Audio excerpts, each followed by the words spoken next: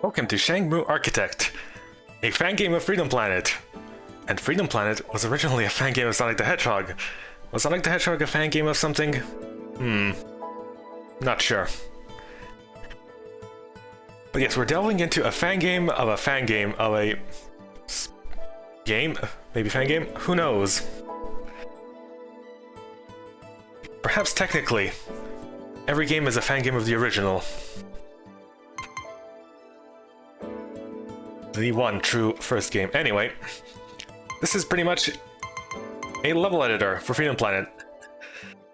You can create your own levels, and there are also some levels that come packed in with the game itself. So we'll be taking a look at those and judging very harshly. Not really. We're going through the level design of each constructed stage. See the good points of it, bad points of it. And do a little bit of fiddling in the editor. How I would do design and such. We're not going to be actually making an entire stage. Making an entire stage takes time. A lot of it. Like, a lot. Especially a good one. The design is very, very intricate. There needs to be a good balance between actual challenge and the quote-unquote filler parts of the stages. Either way, we'll start by checking out the levels that came packed in.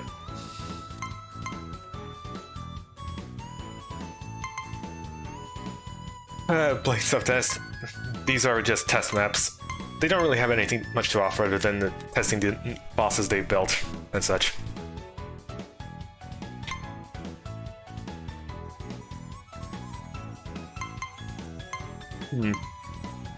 So we'll start with Bouncy Launcher.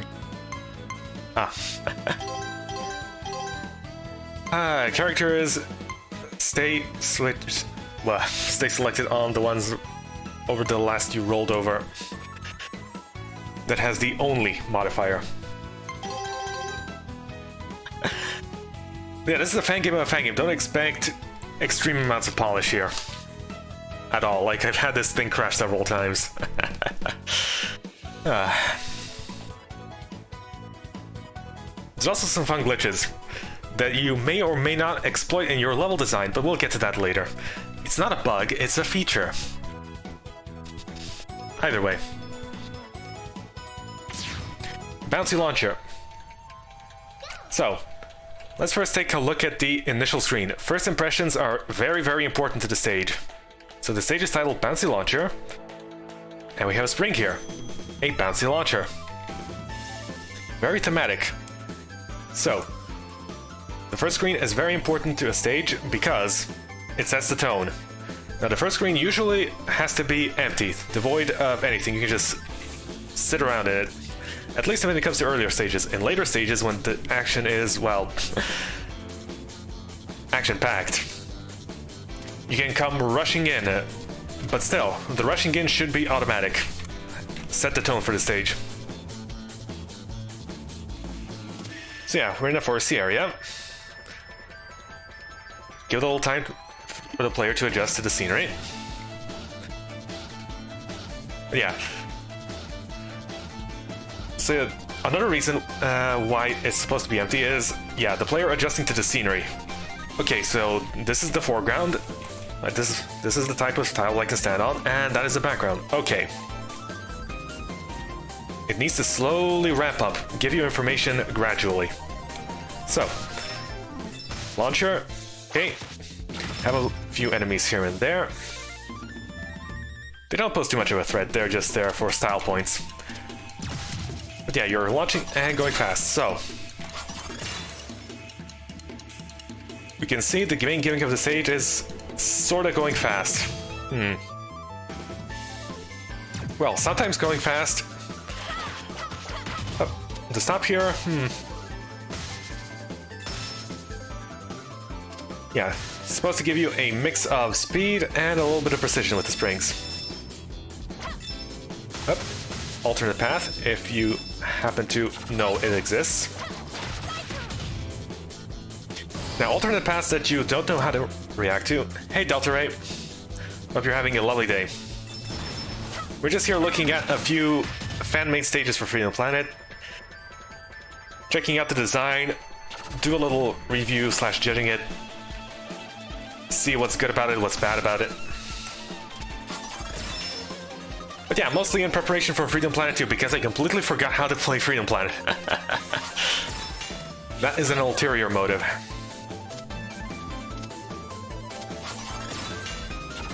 No, there are better ways to prevent your players from going somewhere other than these spike walls.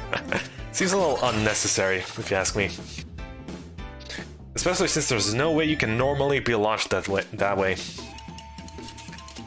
Anyways, as I was talking about earlier, diverging paths that you absolutely cannot react to on your first playthrough, when it comes to stages that are chock full of speed, is actually not bad design. You know that's there on the second playthrough, and you can take that. Offers a little bit of variety on subsequent playthroughs.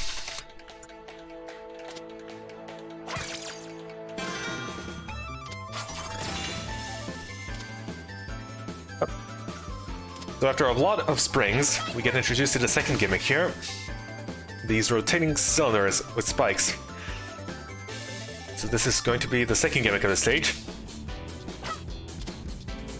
A little easy challenge to start off with. Gradually easing you into the challenge. Hitting a few spikes here and there. And then mixing in the springs. Although I suppose here the spring is more of a mode of transport rather than a gimmick. The only real slight challenge was the tunnel there. Oh.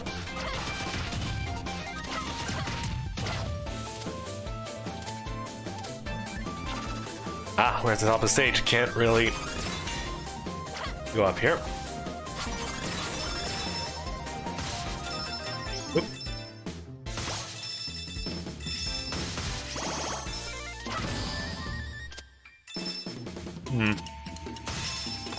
We're expecting a bit more challenge coming from the springs. Ah, there we go.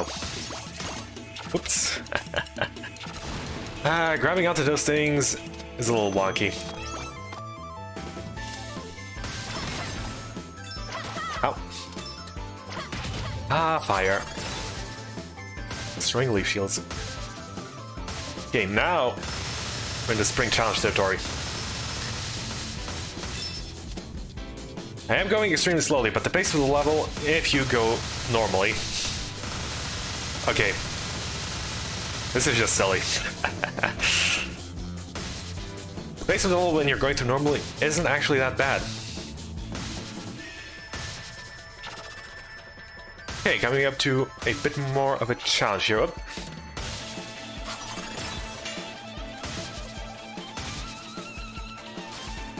It's important to design a stage based around every character's abilities. Well, sorta. If you're designing a universal stage, the gimmick behind the stage needs to be the objects within the stage, not the character's abilities themselves. The character abilities can make certain sections easier, but they should not be the focus when making a universal stage for multiple characters that have different abilities.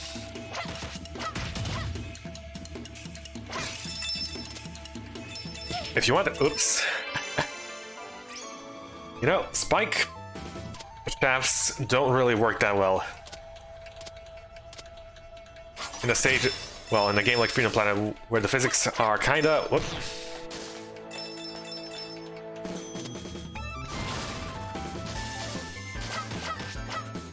Yeah, they have a bit of momentum to them. And it's a little difficult to control and have a straight line fall.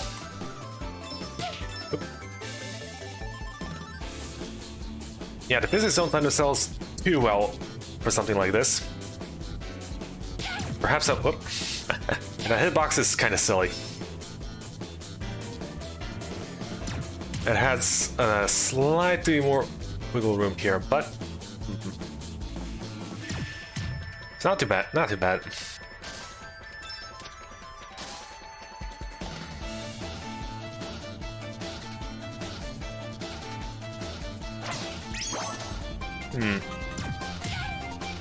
Wasn't aware this was going to be a water stage.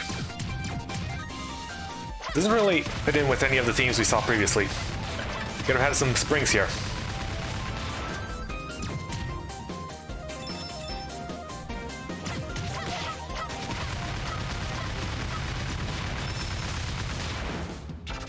Well, design kind of diverges away from what it originally presented. I wasn't expecting water there. Oh.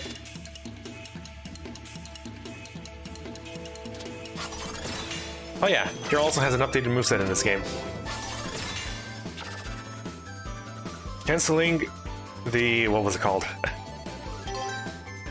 Oh, there was a move list. Whoops. Ah yes, Dragon Boost.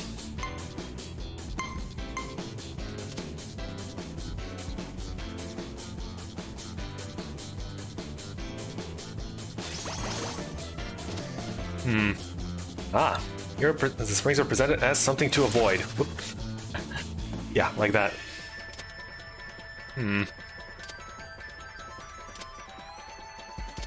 Tiny hops.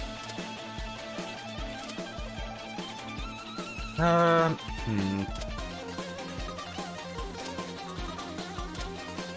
bad. Not too much of a challenge, but... okay, now we're getting a slightly more tricky.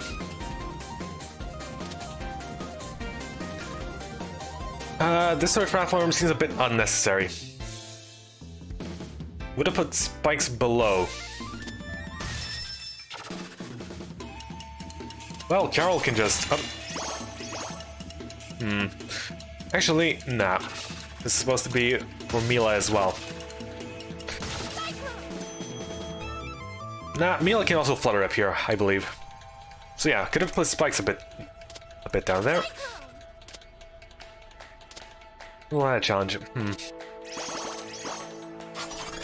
Hey, a little filler, not bad. Whoop. Wow, how rude. Expect one thing and they send you underwater.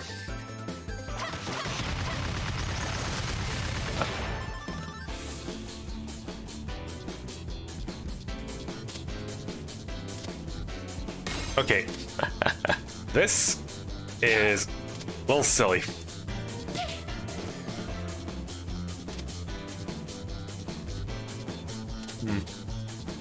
Okay, keep the...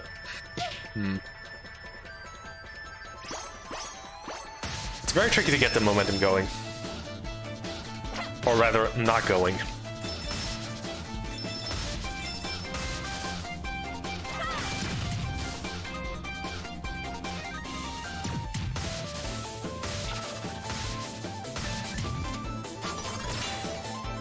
The stage, but not exactly here. Ah, there it is.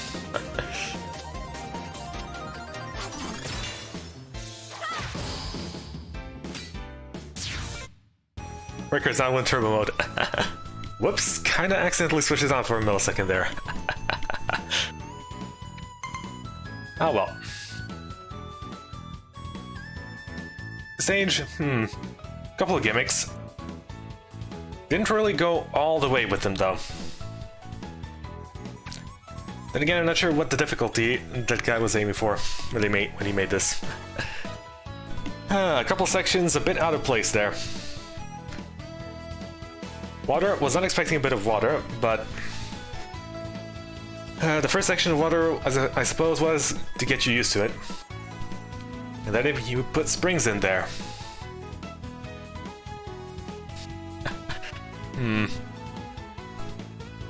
I'd give it, say, 6 out of 6. Yeah. 6, maybe 6.23.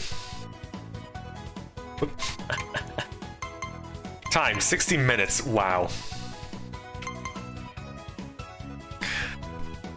It took me an hour to beat that one singular stage.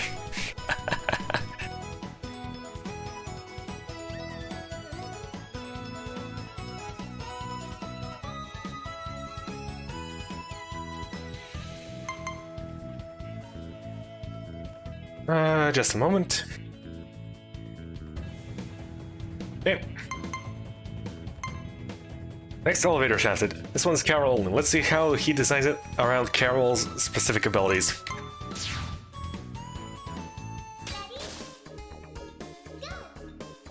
Okay. Immediately the feel of the level is we are in a very tight shaft, and there's also water.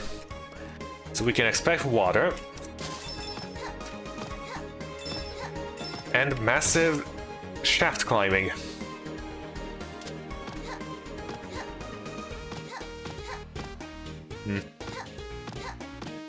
I don't think the background quite matches the water level here. Oh well. So yeah, we start off easy. Oh. Little block is warning. Hold on. What's it like if we do full jumps? Ah, we immediately see the block and know something's up. So we go over here. And indeed, it was a little warning for the spikes there. Up.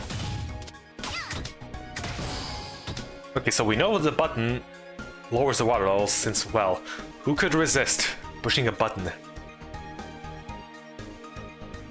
Okay, this one raises it. Okay, can't go up there, which probably means this is perhaps a punishment of sorts, going all the way back, but probably not. We don't know. Or maybe it's just there to tell you, hey, you can't go there. It's a shame we had to drown out an entire city just to make this level. Oh well. Okay, now this is a decent bit of room to move around. Pretty good, pretty good.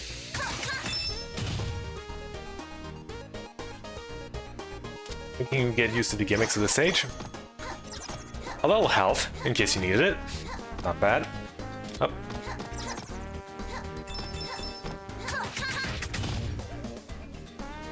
Decent use of... gems? Ah, platform. I was wondering. You should make a player wait too long for a platform. They might try something stupid, like jump into the spikes and try something... yeah.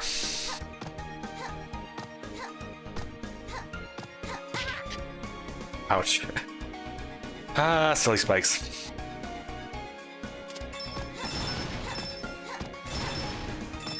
Yeah, this is a pretty good use of gems to tell the player where they're going. Collectibles that don't do much of anything, really. General collectibles, you know, such as coins in Mario and rings in Sonic. They're pretty much there as guide stones. Up. Okay. This thing, right. Climb along with it to avoid the flames there. At least that's what the intent was. Okay, I assume platform. Ow.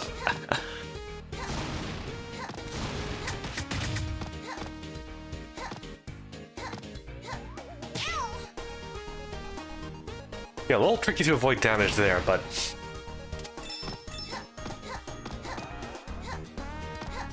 okay, didn't even need to go there.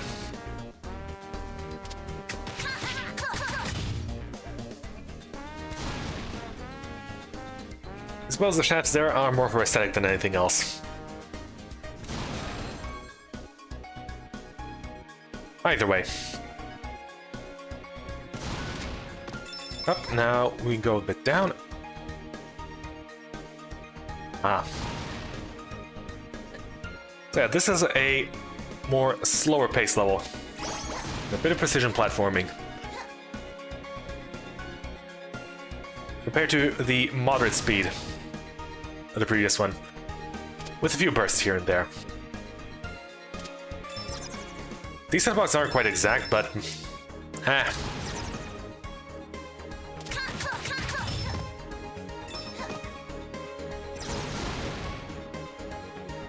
Okay, a bit of health in case you need it. Yeah, this health is also worth going for, even if you do fall into the spikes, because spikes do wonderful pedal, and these restore 1.5. Up. Okay, so we have a platform there. An enemy.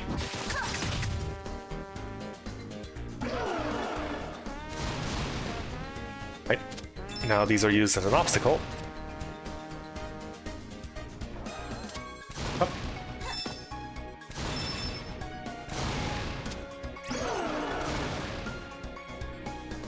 Wow. That thing is extremely rude. Hold on.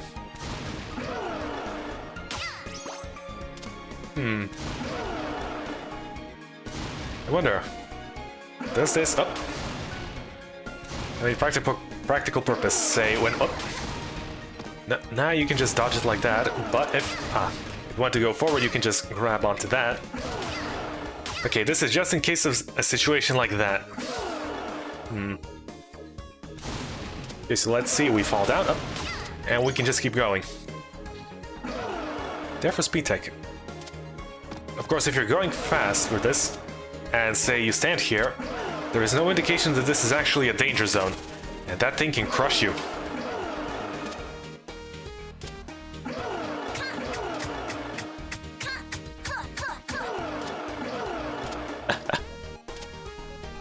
It's a little rude, really. Up. This thing's automatically destroyed. Presumably by this thing. Thankfully, Carol's pretty slim, so she can fit snugly in that little crevice.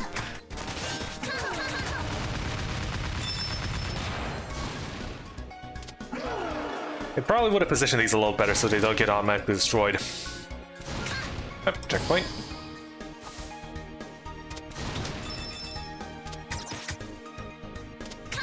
Okay, getting water here. Just a little bonus.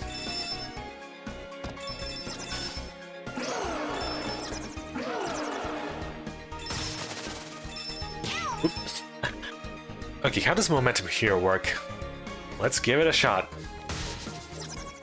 Okay, just need to hold forward. And we are out.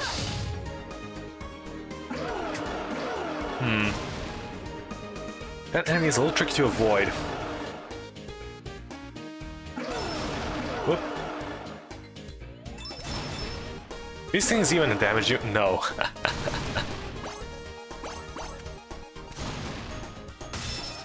Sneaky. I don't think there was originally supposed to be water for this, but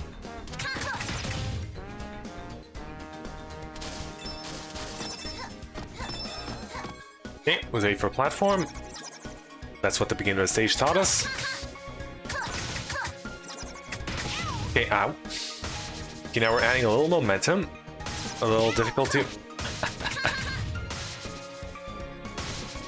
Keep the momentum in check.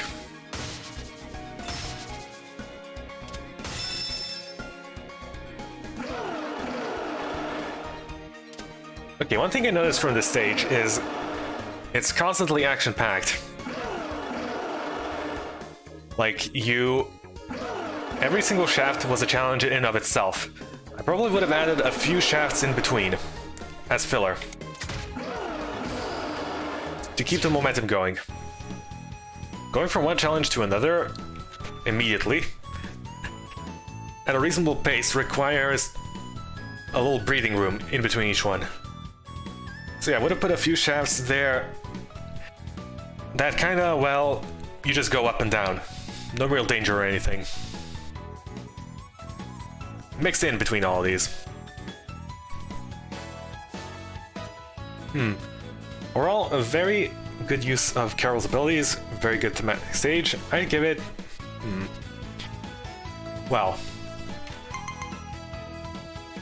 a little lack of breathing room. Momentum is stopped by looking around after every single... well, yeah, every single challenge presented.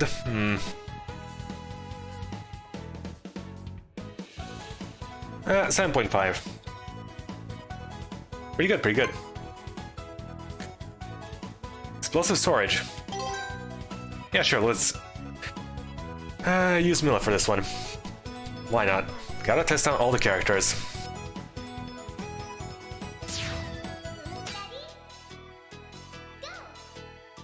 Okay. Feel of the stage, very tight. Tight spaces and keycards.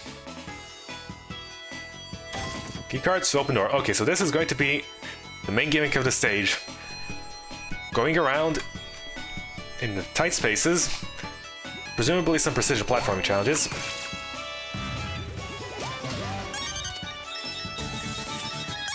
Alright, our first challenge, explosives.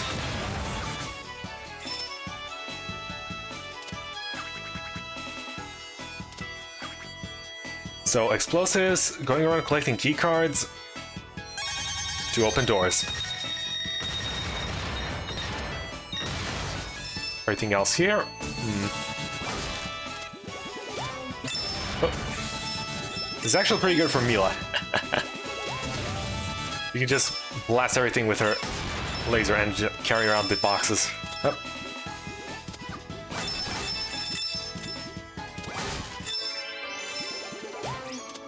I don't think the boxes were ever meant to be stacked like that.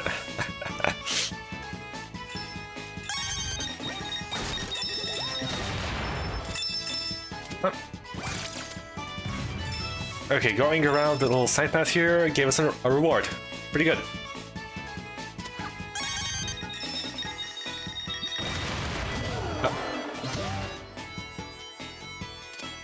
Okay, door.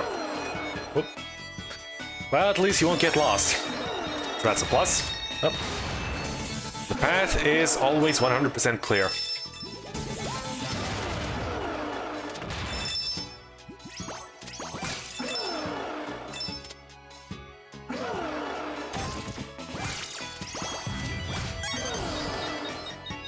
Checkpoint. So there's presumably gonna be... Oh my. Well, this level is a real blast, I gotta say.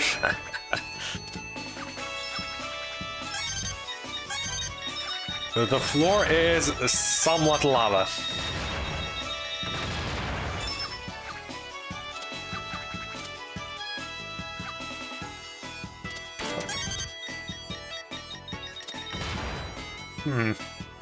I probably would have put the key card on a lower platform here.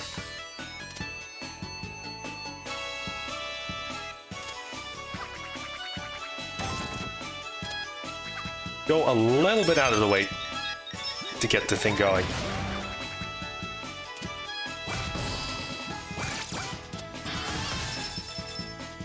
Oh. Where's some momentum? Oops. Oh my. Where's some momentum? Strangely enough, I feel a little out of place here. Like, the flow is kind of, how shall I put it, weird.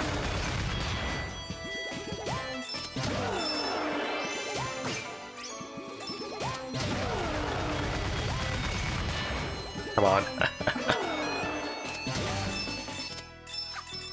But yeah, the flow of the stage is a little weird. I did not wish to do that.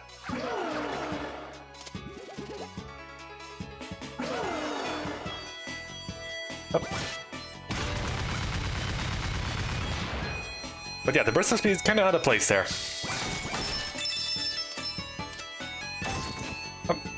I have no idea when we even picked that one up.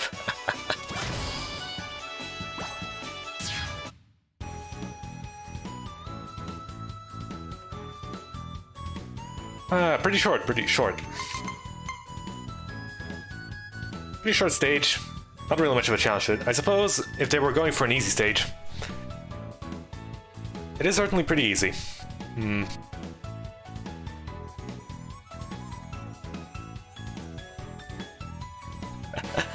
was certainly pretty easy.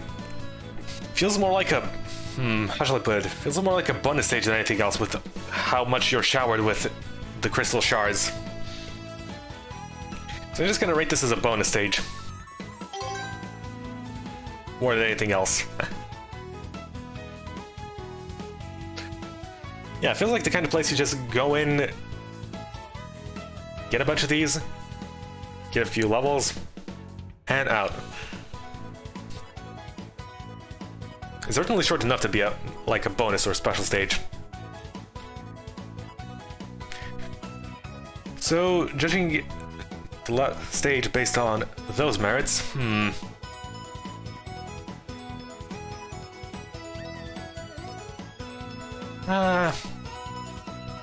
it's average, 5 to 6 somewhere.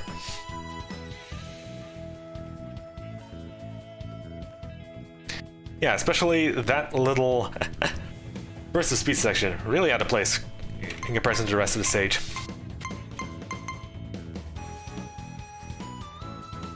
Could have done a bit more with it, if you want to go that route. Like, you break free of the prison and then you make a run for it. You know, kind of like an enclosed space. Kind of like an enclosed space of a fortress, then a speed section on the outside, then back on going on the inside. Either way. Fleetfoot... Oh. Let's see, Fleetfoot Dojo.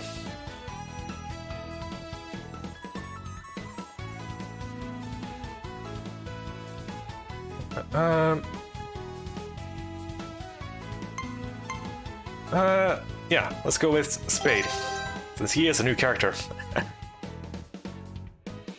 Especially made for, well, actually, what's Spade? I don't know. I haven't been keeping track of the actual Freedom Planet.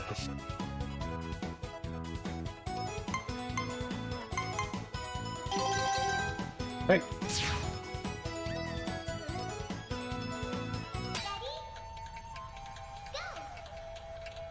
Alright, okay, first impressions. Nothing too much to see on the first screen, but... I probably would have made this entrance a bit more... obvious. Like, once you know it's an entrance, it's an entrance. But it does set the stage... the theme of the stage well. Okay. Yeah, it's a little difficult to tell if this was used... not only for the mode, but no. There are a few crates here, so we can expect some form of water shell here. Well, it's a dojo after all. Gotta have a bit of everything for every section.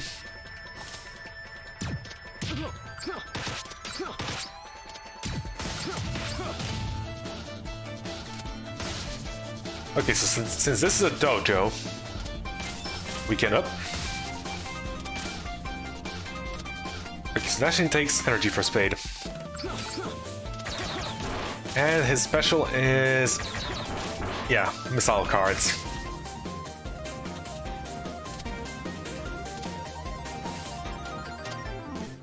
Okay, this one has a bit to do with precision platforming. Oh. The shiny gemstones are a good indicator of where platforms are. They easily catch your eye, and you can land safely on these. Not bad. Okay, that was one room. Up.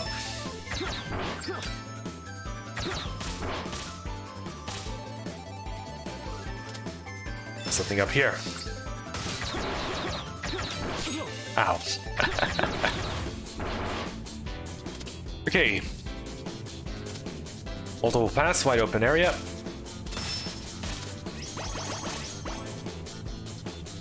You also may have noticed that we caught a little glimpse of something up here. This is pretty good foreshadowing. It means there is something up there. And this strange, mysterious crate placed there. Behold! Hi! Oh, message, that's cute.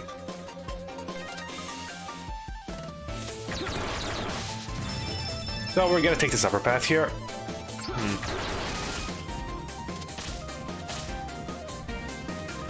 Let's see.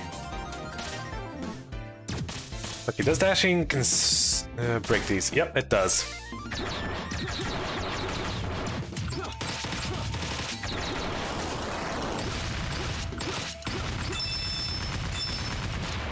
Using crates as part of the level design is breakable. Pretty good usage. of an otherwise object used mostly for bonuses. It also has breakable platforms that you presumably don't want to break if you want to go fast. Check out what's down here. Okay, this is the alternate path if you decide to go fast. So you can either go fast on the lower speed on the lower section, or a little platforming and combat on the upper one.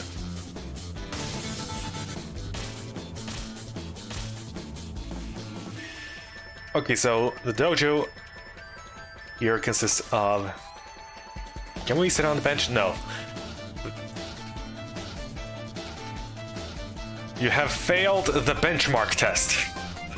Alas, I would have to deduct some bench points from this stage.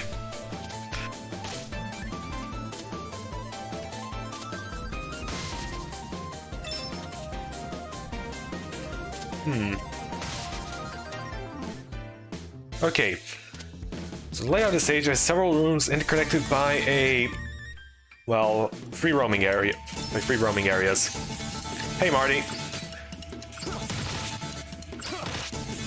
We're here to be critics of fan-made stages for Freedom Planet.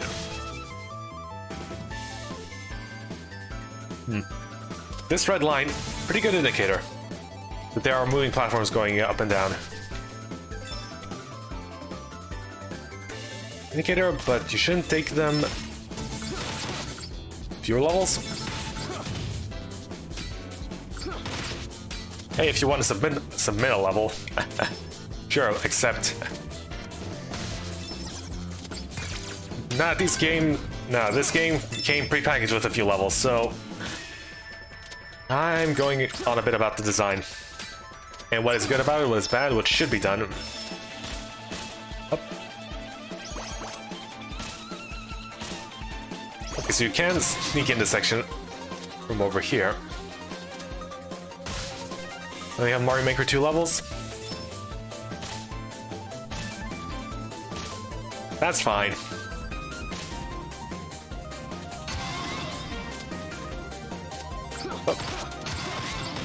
Ah, these things, how I love to hate them.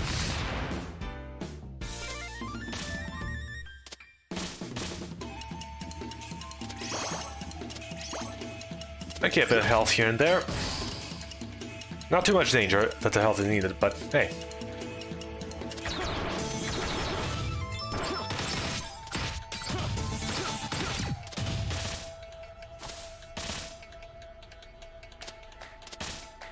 So let's try going fast here. Ah, there is a path going fast, and it comes to a natural stop. Not bad.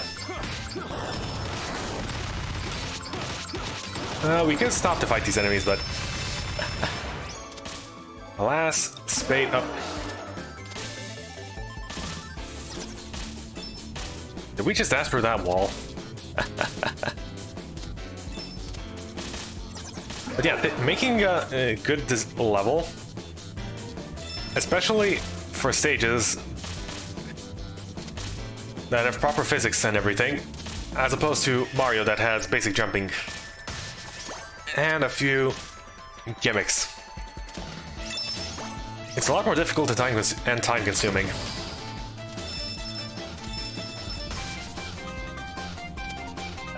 Also, as you can clearly tell,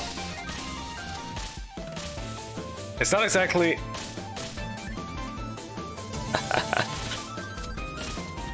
the most stable game just yet. You can try to make a level within 1 hour, trust me. You're not gonna make anything good within an hour.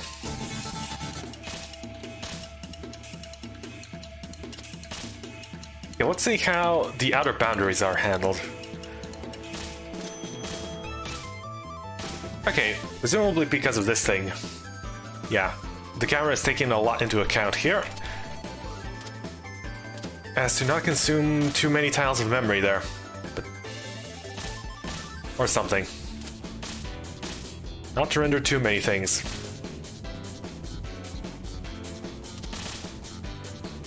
Better develop had level design? No. This is just a sign of the game's sort of glitchiness. It's really. This is a fan game of a fan game. Don't expect extreme amounts of polish or much of any quality control. Hey, since we're here, might as well make rounds.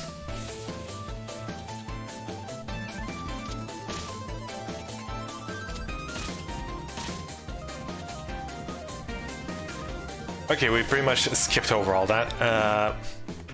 Well.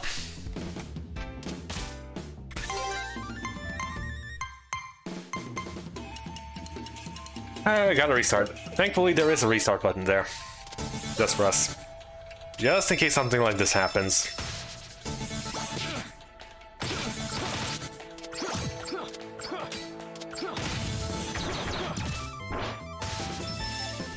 Oh. Spring straight into the platform there. Ouch.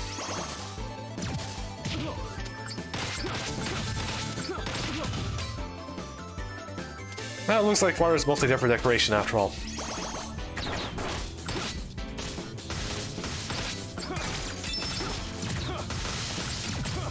So let's try going fast. Oop.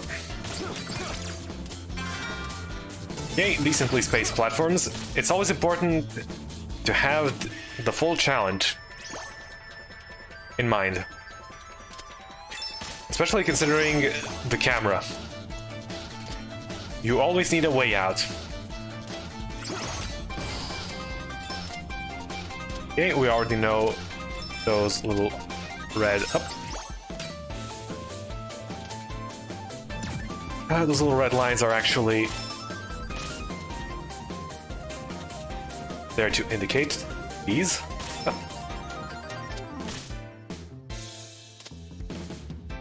Okay. Listener platforming, pretty expected, though easily overcome by, well, every character. Every character has plenty of ways to make these guys just very easy.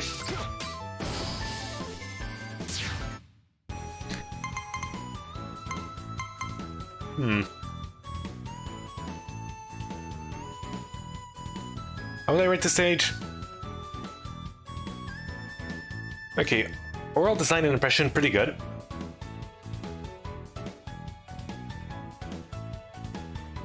First room, this kind of set the feel of it.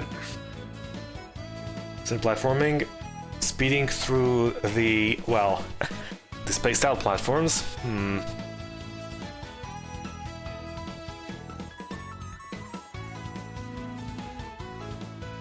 Speeding through the spaced out platforms works pretty well.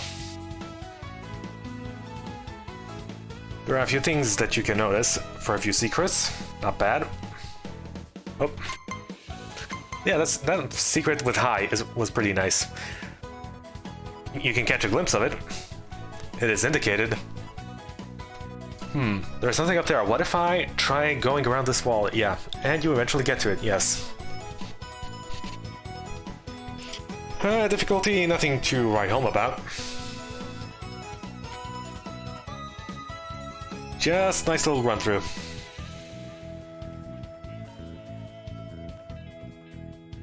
The mechanic throughout the stage does ramp up ever so slightly. Not too much though. Hey, a bit of average, a bit above average. Say 6 to 7.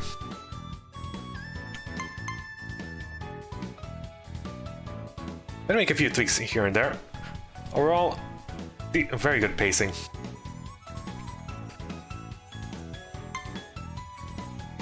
Lilac's training. Let's see what this one is all about. Tutorial stage for Lilac.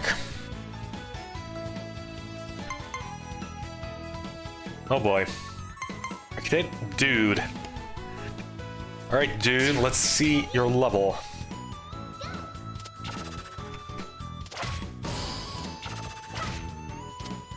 Okay. Jump. I suppose this is to make you get used to Cyclone. Up.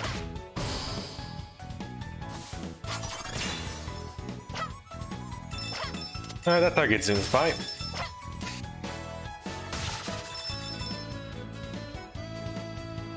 Aha! Pedal's a good indicator for this. And we got rewarded with a life.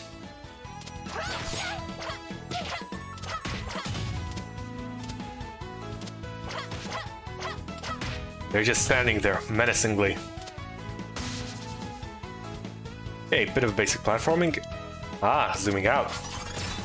So presumably...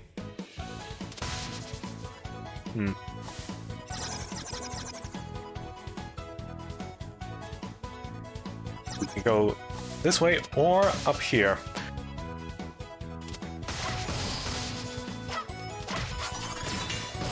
Okay, more of an open area.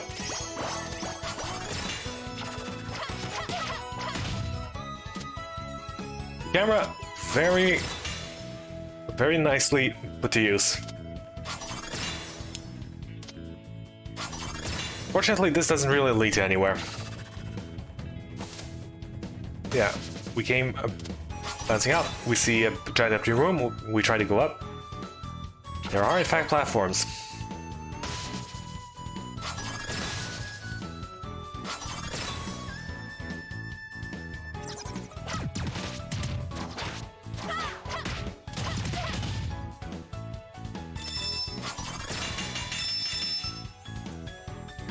A little showcase. Right, this is a tutorial, so a little showcase of the crystals restoring stamina.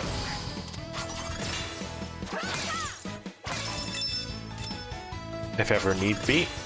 Up.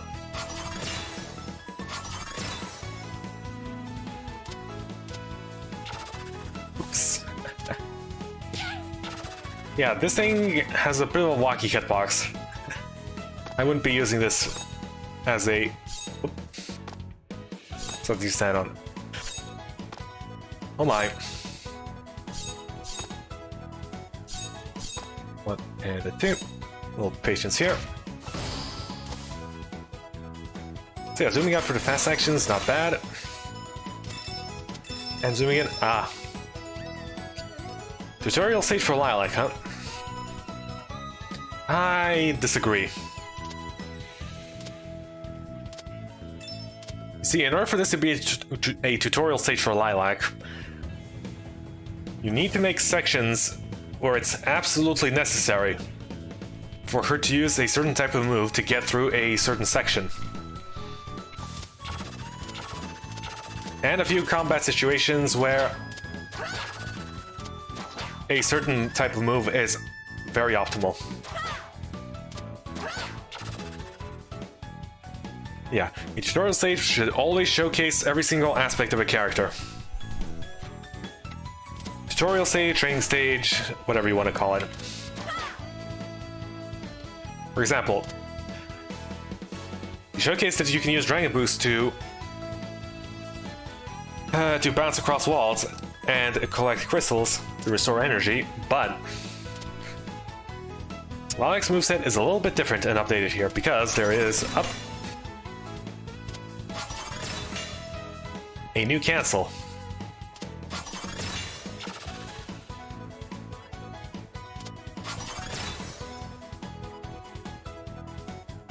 So yeah, you can cancel the Dragon Boost to get a little knockback. So what I would do would be to add at least one section where you Dragon Boost and then up. I failed that.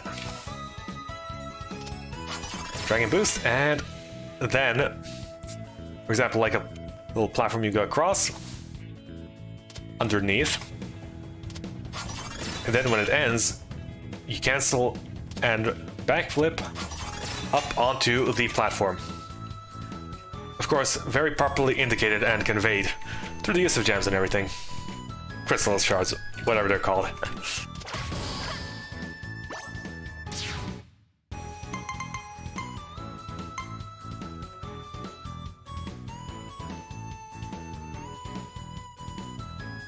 Gonna make a level in 1 hour starting now? Well, let's see what you can make in an hour. Good luck.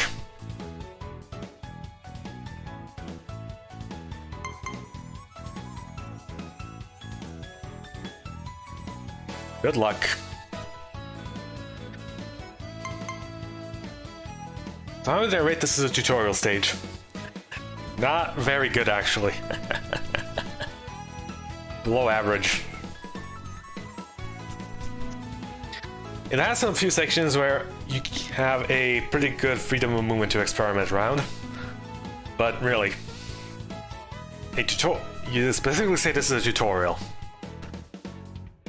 You need sections where the optimal movement, well, the optimal type of combat is using a certain type of move during it, and platforming in which certain combinations of moves are absolutely required, so players learn how to chain things together by themselves.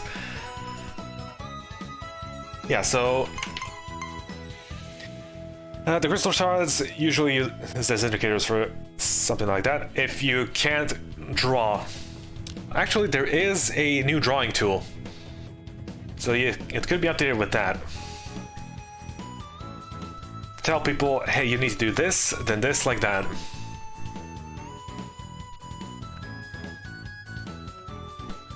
As a tutorial stage, I mean, this is just an easy stage. It doesn't really do its job as a tutorial, that's why I'm gonna give this a 4.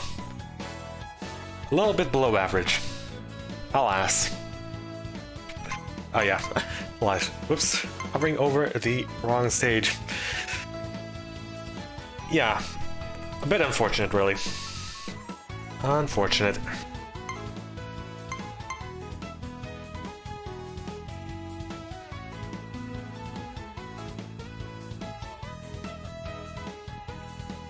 Okay, next up, Lower Shangmu. Okay, that's Mila's house, so... since Mila's next, let's go with Carol this time around. Lower Shangmu, well... This definitely does look like Lower Shangmu, but oh. Okay, need to break all of them.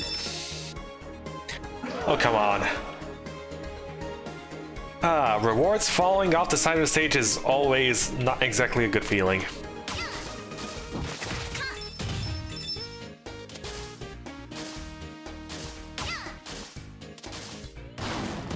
But there's also gas canisters there. And also water, so...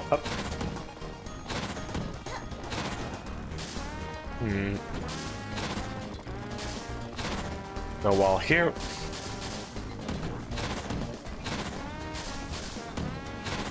Oh, come on. Okay, how do we do this? You don't put a challenge like that. Well,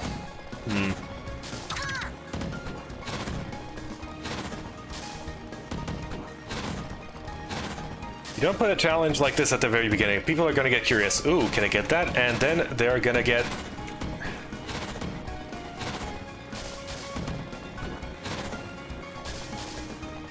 stuck trying to find the optimal way back out. So you should make it a challenge to get to that place rather than to get out of the place. But once you get to the place, you're rewarded with the bike.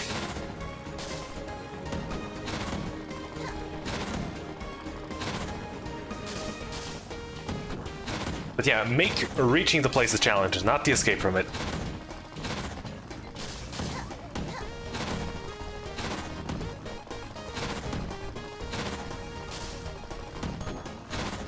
Okay, 1, 2. There we go. Okay, I need to get used to Carol's bike moving again.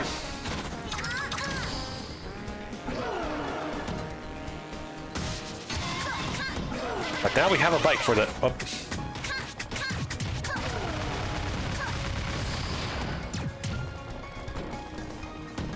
For this little section. Oh, come on. Okay. This appears to be a primarily vertical level.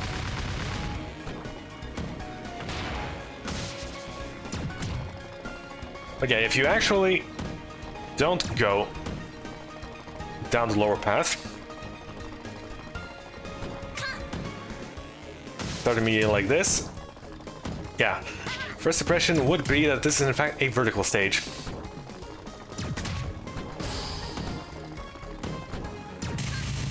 So we know. Oh. Yeah, that can happen. It's a bit silly.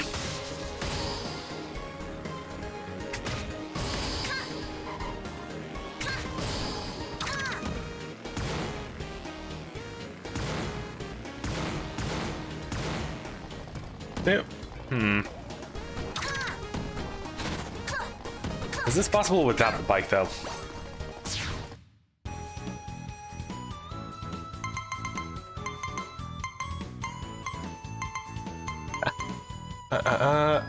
Over Shangmu. Hold on.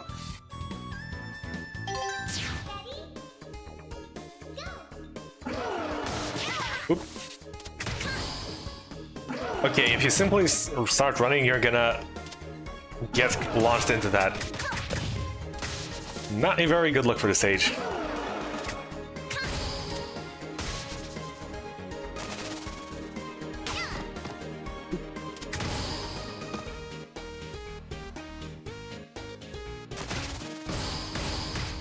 Okay, we can just roll around like this. And that would be it.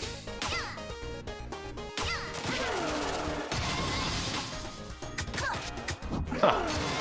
Did that one of those get destroyed automatically?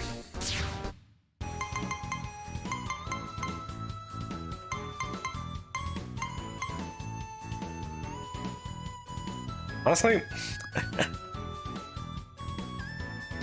not a very long stage. There's a few targets here and there. A few places through it. But,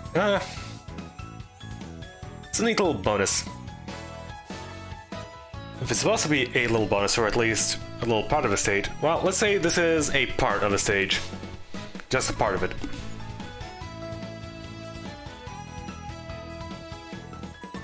Yeah, the design of going down there to get the bike, so it's not really necessary.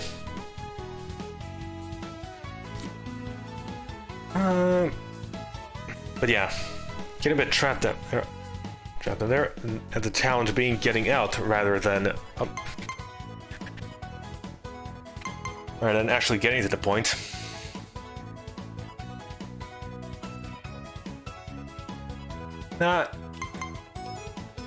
I'd give this a 4 out of 10. A little below the line of the average level.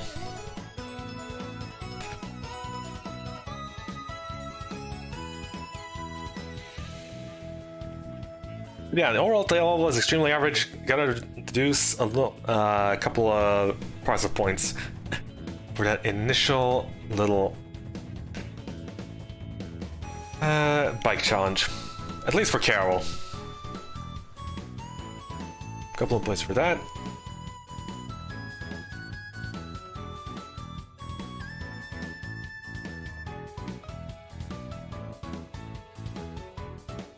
Okay, next up would be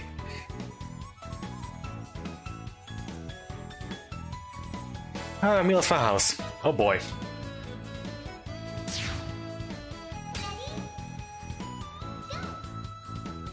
Okay, Mila's Fun House. Well, we're in a house. Are we gonna be getting any water? It's really difficult to tell. If the water is actually for decoration or actually there to be used. Anyways, a bit of an enclosed stage.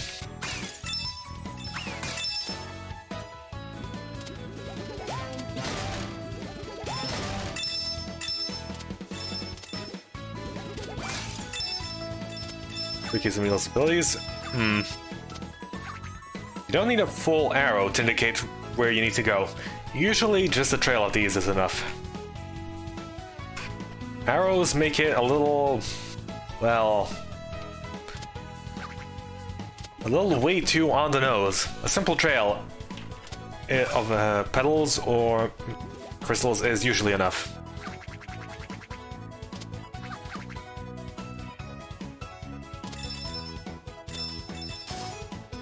See, this is sort of pointing us downwards.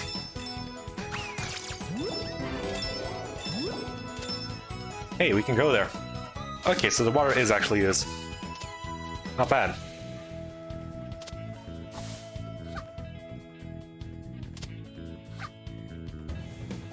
Do we keep the water? Yeah, let's keep the water one.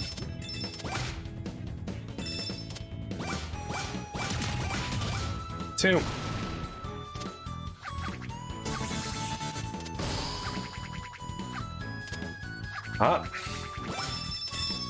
Little bonus up here. Exploration rewarded. Especially since this is meant to be taking a bit of more of a slower pace. The initial impression and the stage so far seem to be very indicative of that.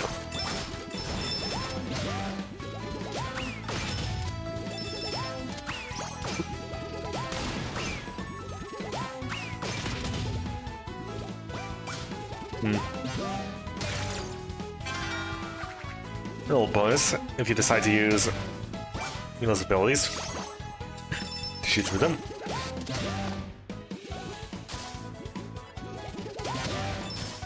But yeah, Funhouse indicates very easy.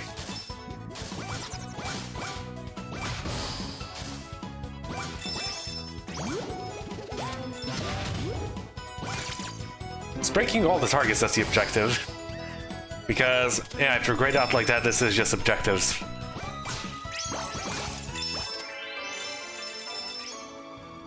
Way too much health given for the lack of a challenge, but this is a fun house, so should not be any difficult.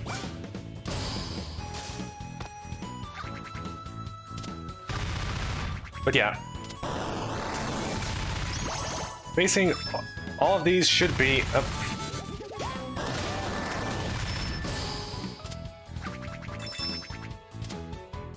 Is that a mini? Yep. Little mini me.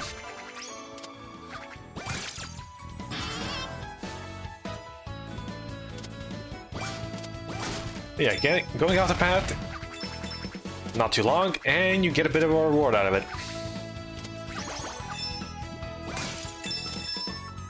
Hold on, I want to see something.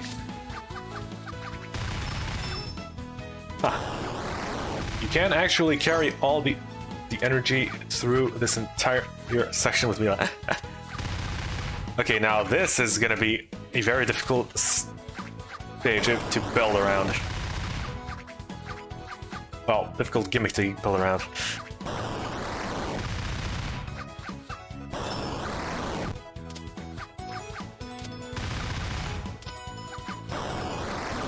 Yeah, you can keep going like this for quite a while.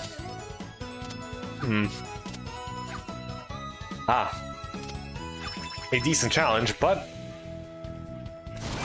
circumvented if you happen to go, whoop, you just destroyed yourself. Can be circumvented through a little exploration, making it a bit easier. Not bad.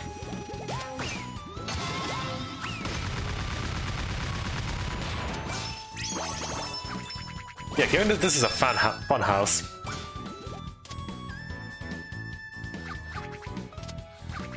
it really shouldn't be too difficult.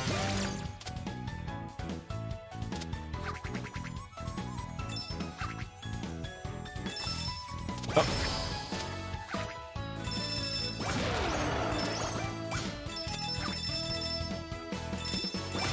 Okay, if we simply run forward here. Hold on, does this block the... No. Does this block the... Does look like it. I just want to see.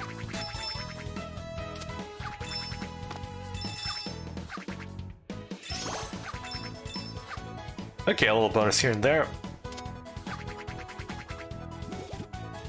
Nothing up there, but... Nope, still nothing. Get a little momentum out of that one.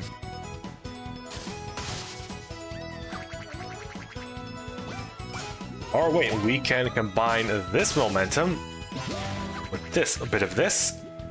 Ah.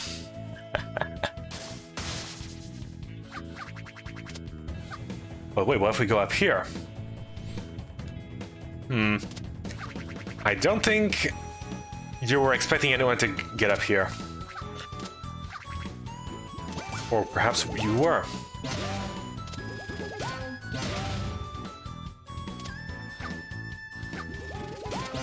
Couple things here and there. Whoop.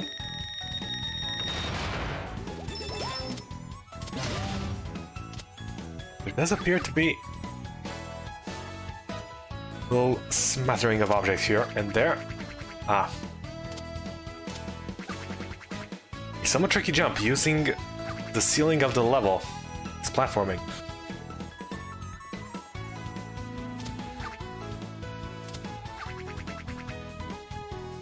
Really? You put a few things up there to make it seem like, hey, there is actually something there, but then there is no payoff. Not even a little message. Not even a little message. Perhaps...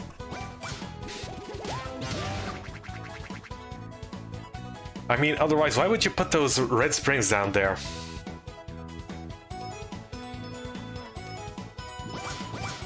Those red springs encourage curiosity.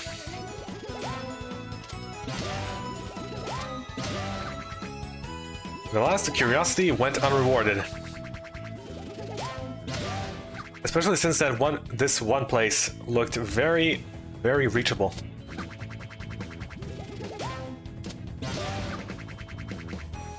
Ah, just barely not enough. Perhaps from a slightly higher vantage point, if there is any. Oh my.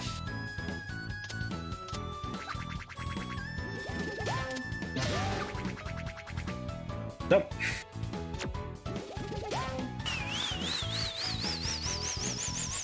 Alright, time to use the up. Oops.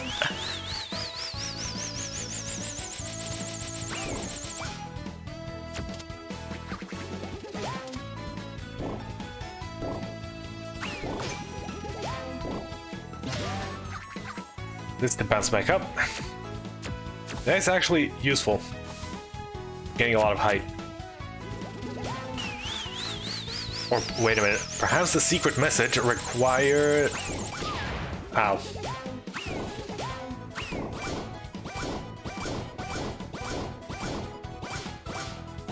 Okay, let's make this platform as big as we... Oh. Oh!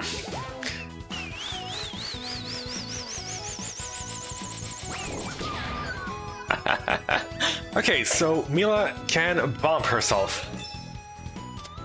That's good to know.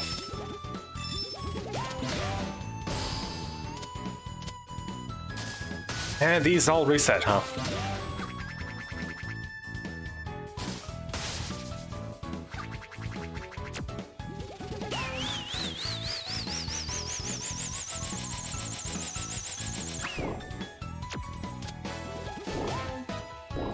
One, two, three, four. Super bouncy. Ah. Oh well. There's probably nothing down there anyway.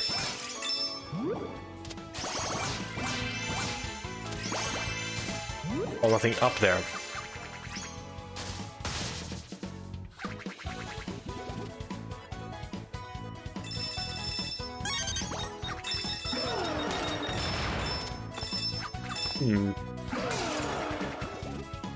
This does beg the question, where to?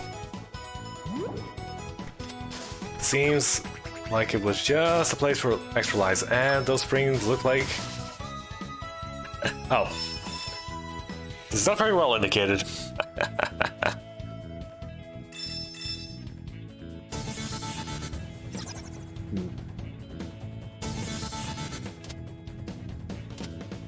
Those are pretty decent locations for camera. Zoom out. Yeah. Lets you see the bigger picture here.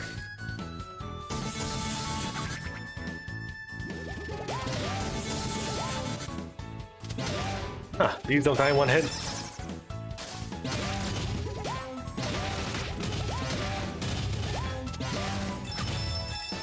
Color me shocked.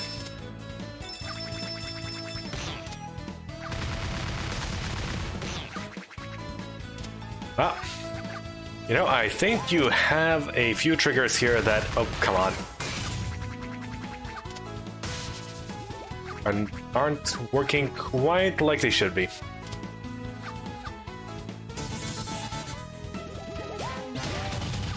Although, with a zoomed-in camera, let's make it a bit easier.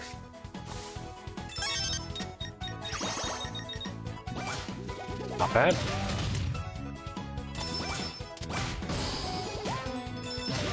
Oh, come on.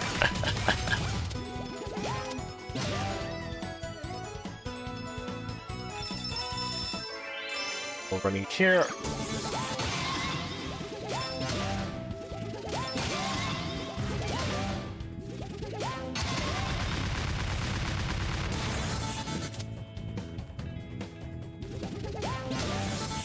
Those guys are the last thing I'd call fun. I hate loud music, especially when... Oh, come on. Huh. An actual slight bit of platforming here.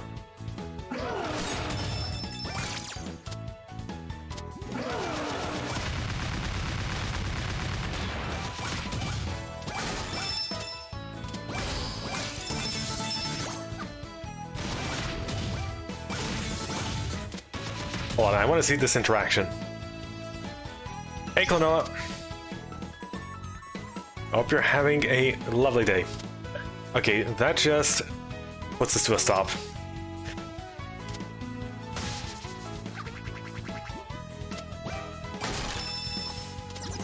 So, nothing much. Just going through some fan-made Freedom Planet levels.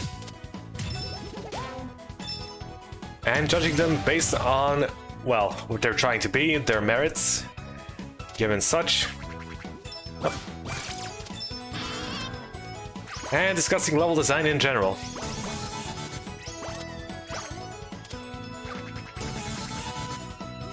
Ooh. Little secret with fluttering.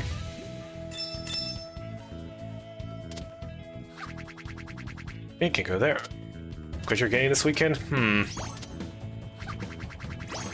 I have no idea. Good timing that you came right now, though, because Mila does have a slight bit of a Klonoa gameplay to her. In the form of fluttering. And carrying stuff above her head.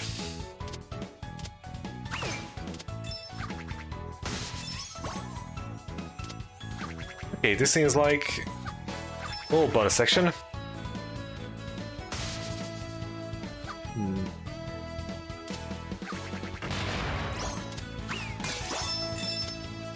Ah, trees bearing fruit. How lovely.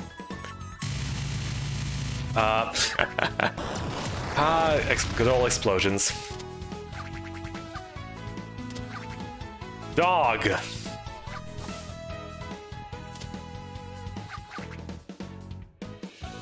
Super dog. Okay, now this.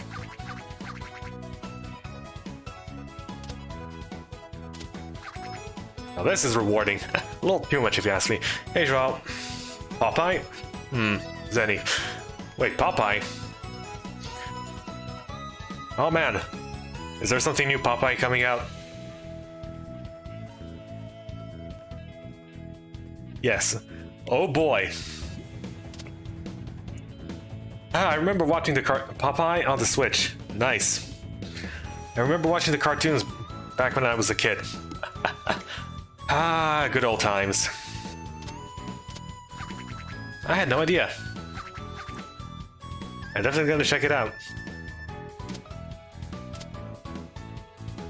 Zenny, yes. Subaru WRX STI 2004.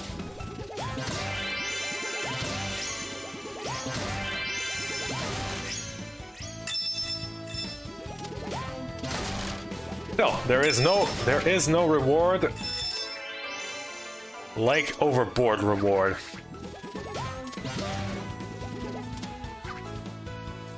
Don't forget Popeye on the arcade machine. Ah yes, also the movies. Oh yeah, I remember the movies. Let's stick with metal.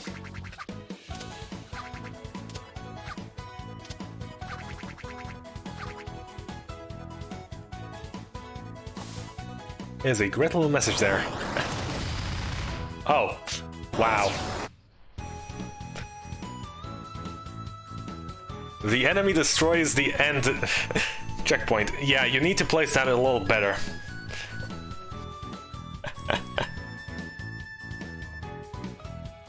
You don't need to keep calling me by my name. I can hear you quite well.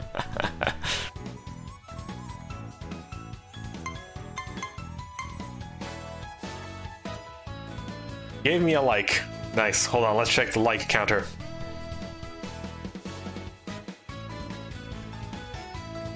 It went up to 3.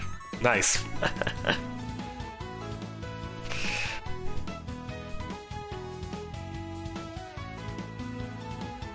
Question mark? Question mark.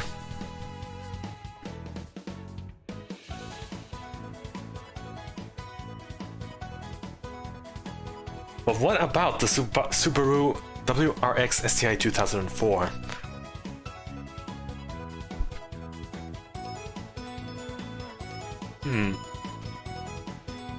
This sounds like a typical European car name. Just a bunch of random letters strewn together.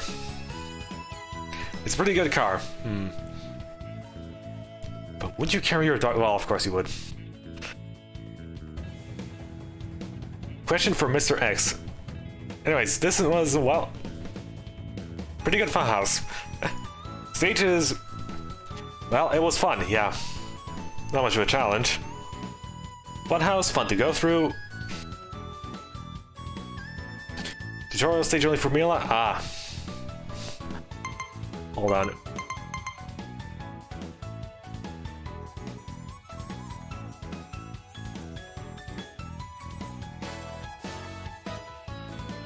Who gave you that name? Made this picture? I gave myself this name. And I also made my own picture. If you're referring to my profile picture. As a tutorial stage. Why? You see, there's quite a bit of lore behind the name. But well, it's gonna take forever to explain. You can guess, Anyways, we're here to discuss level design before I forget what happened in the stage. Okay, so as a tutorial for Mila. No, this is...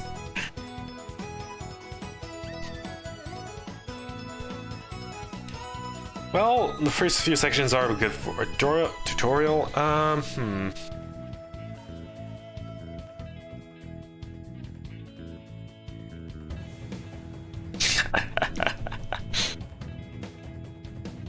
You dislike foxes? That's okay. Even if you dislike me, I like you. Hey, since you're here and chatting, always appreciate that. Right, so the tutorial stage for... Okay, I actually forgot to read this. Good for you.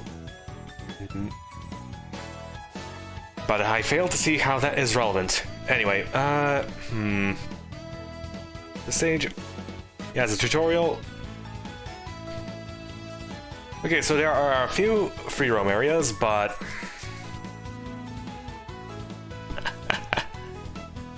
Oh, come on, you can throw around better insults than that. You even spelled it properly. Here, let me show you how it is done.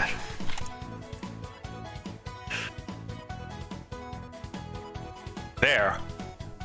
It requires a proper amount of bad writing. You really need to get that insult across, you know? make it as trolly as possible.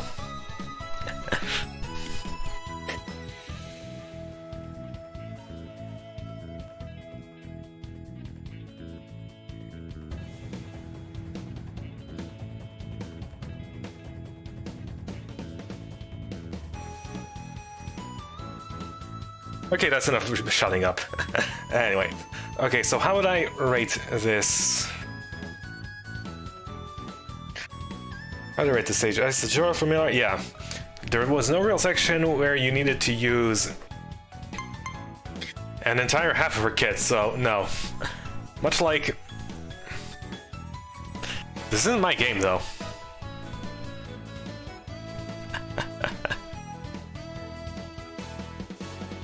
Okay, that's strike 2.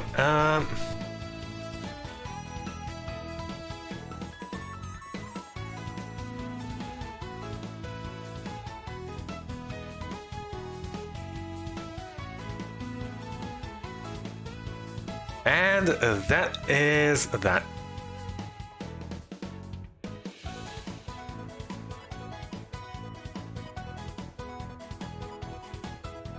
Right.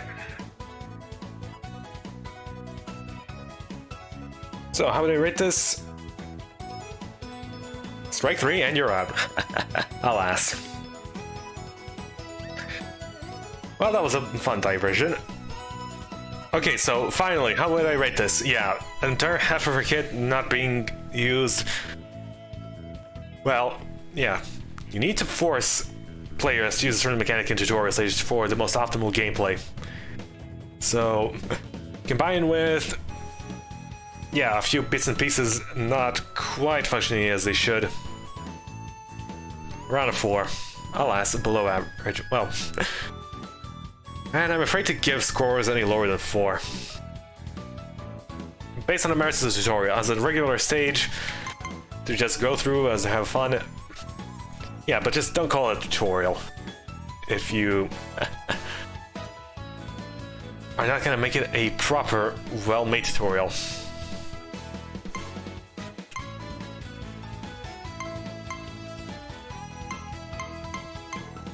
There's Mila's House and there is a Mila's House with an apostrophe and without an apostrophe. So one is Mila's, belonging to Mila.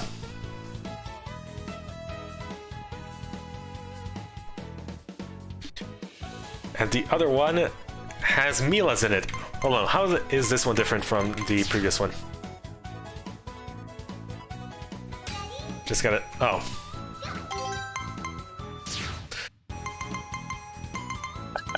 Did I just put two of the same stage? Who knows?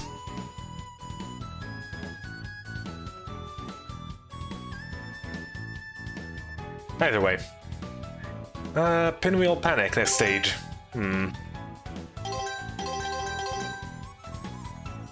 So many pinwheels.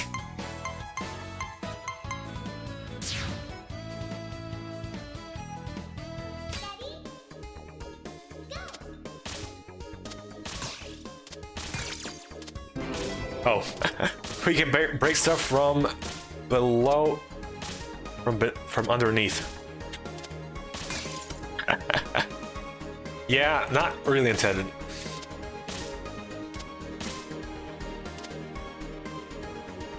Okay, slightly enclosed area.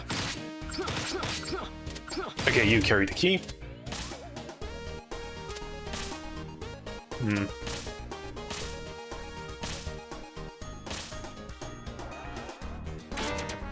Aha! The key up here. Bit of exploration encouraged. Not bad.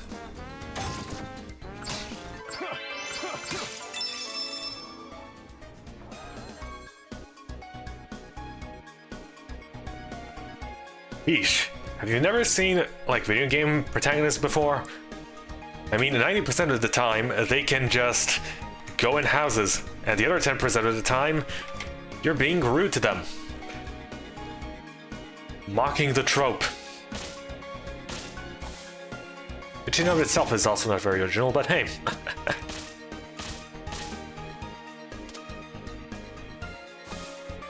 slightly empty and... Ooh.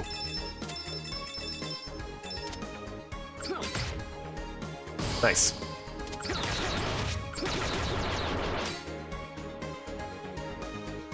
Alright, pinwheels. Hey, if you're gonna zoom out the camera this much, you're gonna have to need to place a few more things. Currently, the stage... At least a few more decorations here and there. Currently feels... a little empty. Yeah. I know I talk a lot about having filler. Decorations, yes. A few decorations here and there make the scenery... Well, there are 3 layers of background. Yeah, the backdrop, the background layer, and the actual front layer with which the player interacts. Yeah, this feels a bit empty. A few more things in the background layer would make this nice, or especially with the camera this zoomed out. And they also do talk a lot about having...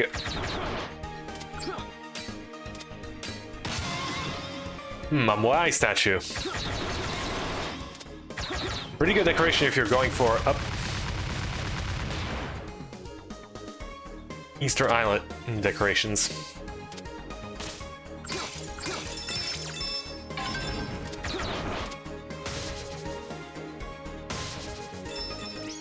Okay, so this level is meant to be vast. Up. And I got stuck.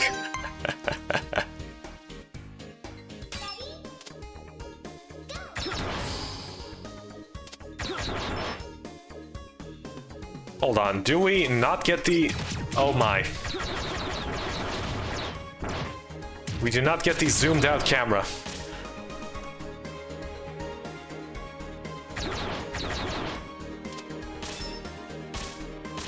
We don't get the zoomed out camera if we restart.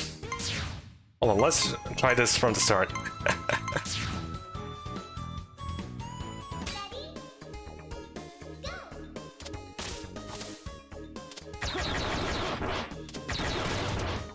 Get eaten.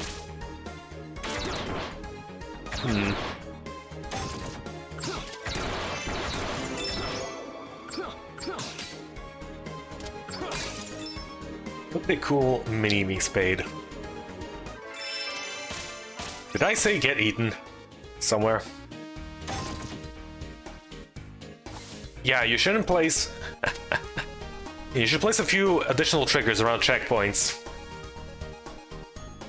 Zoom out the camera here. You know, I don't think I actually said that. But then again, the way I sometimes stumble with my words. It probably did come across it like that.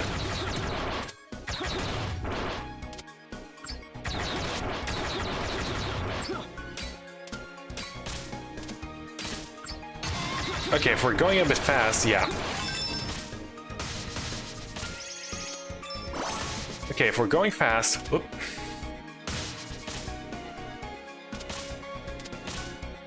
Goodbye. Okay, so those are some very direct arrows for directions there. There we go.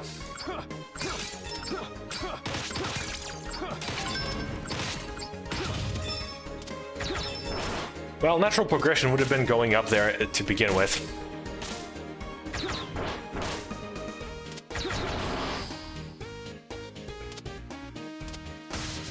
Have a good one, Sean.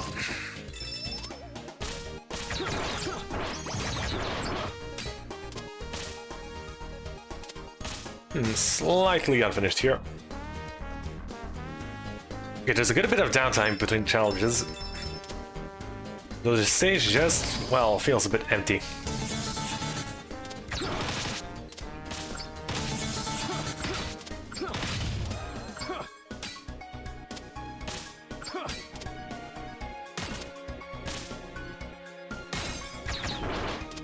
Good bit of downtime between running, yeah. Alas, a little too empty.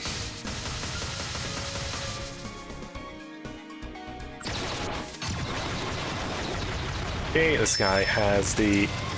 Ow. Okay, you all have key cards. Oh my. An entire 5. Only two needed though.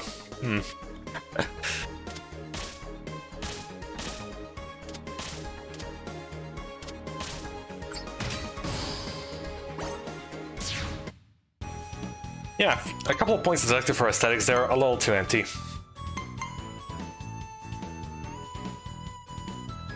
Bit of a pinwheel challenge here and there. Pretty good though.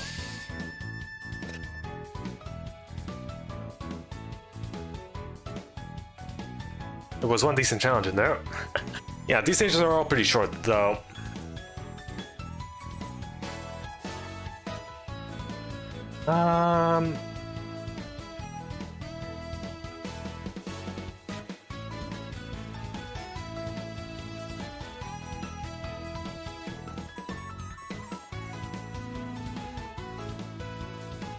Anyway, how would I rate this? Not bad.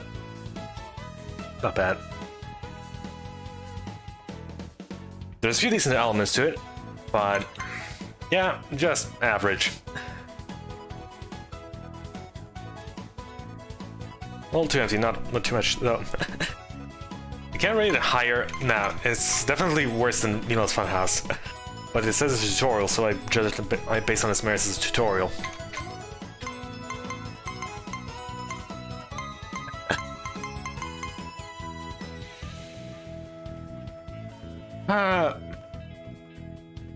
Somewhat barren, a bit of a challenge here there. Few fun messages, but I suppose I should give Mila's Funhouse a bit of a higher score. Well, I'd give it a 5 because of the fun messages in there.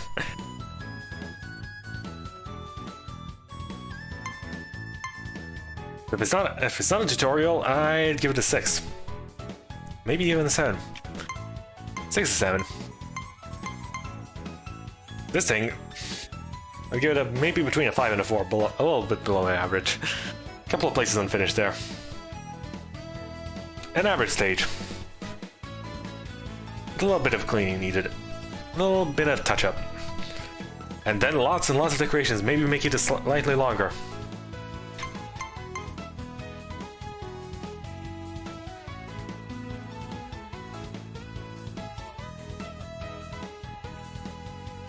Oh boy, Shangmu Adventure.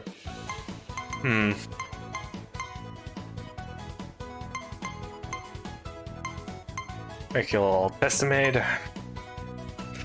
And wall of pain. Oh boy.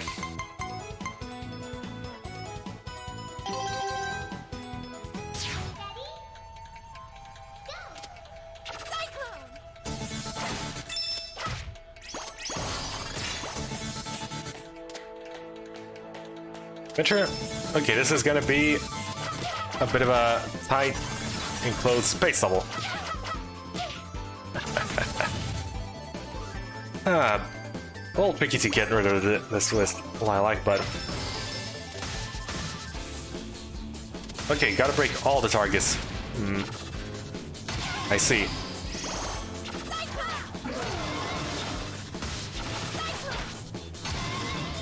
So we gotta avoid going fast.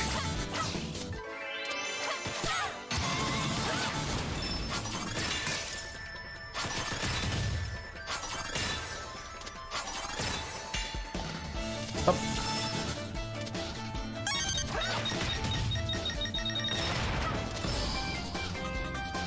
Okay, we got a little word here.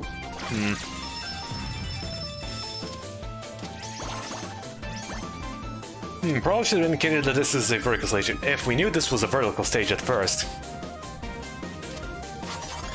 Yeah. You know, normally, when a stage is horizontal, like this indicates, the first thing to look out for would be little bonuses hidden along secrets here and there. Usually vertical. But if we know the stage is vertical beforehand, before anything else, yeah, exploration tends to go horizontally instead. Whoop. And that would allow getting those to be much easier. Slightly failed on the initial impression part of that state of the stage.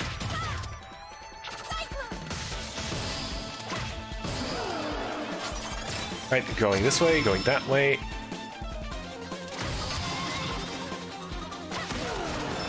See, loops are good for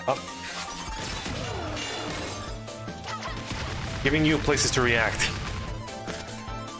See, even if you're speeding through the loop slows you down, you see something in the middle of it, like this target, and, well, you can just really destroy it.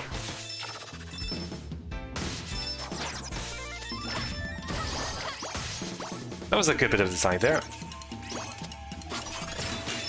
Okay, camera, stretching out there.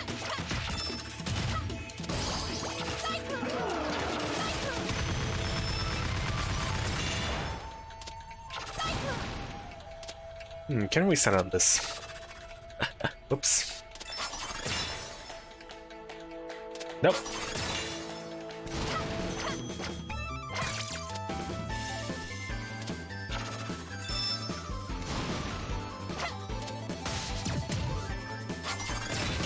Still, not too much backtracking.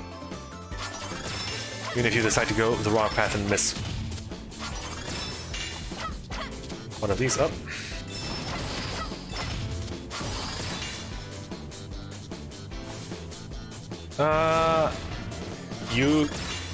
What is the decision behind adding these platforms that you can... Well, it's good decoration, but you do know you can jump from underneath up into those platforms, right?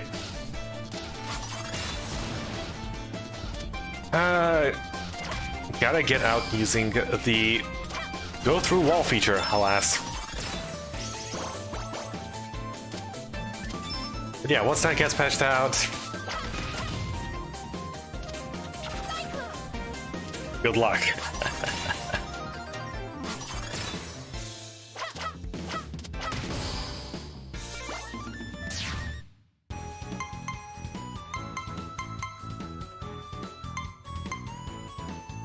Short and sweet, needs a bit of running around. Unfortunately, yeah, stage felt very nice, very pleasing to look at. For the most part.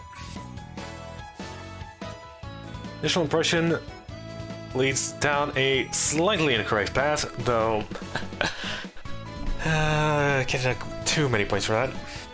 Then we have, yeah, that one soft lock section. No. Overall, not bad. Exactly place for that. Short, I'd give it a 6. Decent above average.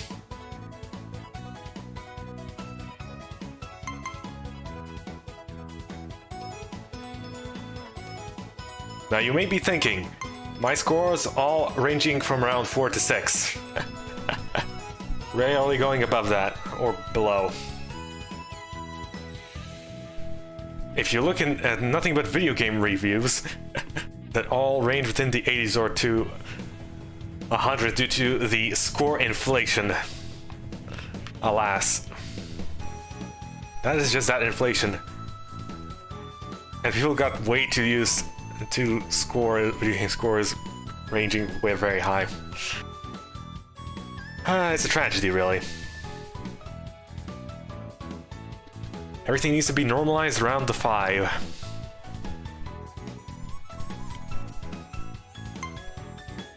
Not around the 8 out of 10. I see a 90 out of 100. In most places, I'm just gonna think, pretty average. No, give it a 5 out of 10 instead. Okay, Shangmu Adventure, Shangmu Dojo.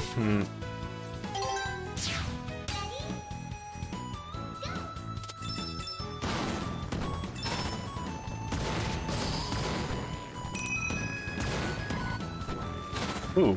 Okay, so there's Mach and Acro modes.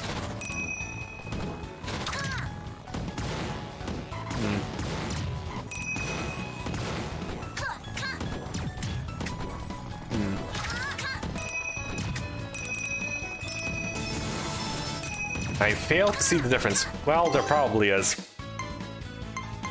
Hold on. Open air, press A. Wild kick. Air spin, S.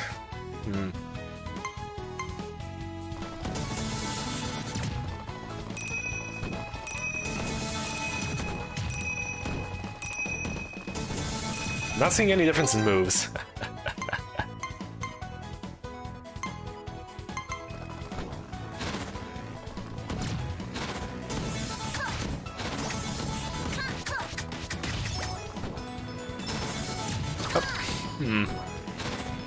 Bit of a tricky jump. Oh.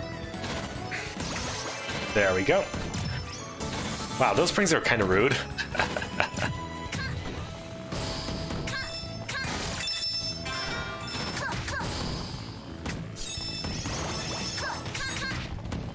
Wow. This time the targets are optional.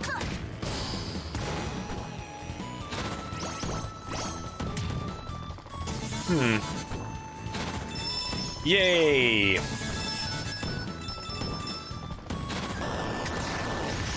We beat the video games!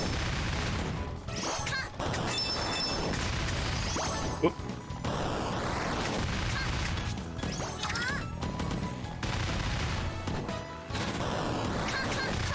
Two, 1, 2.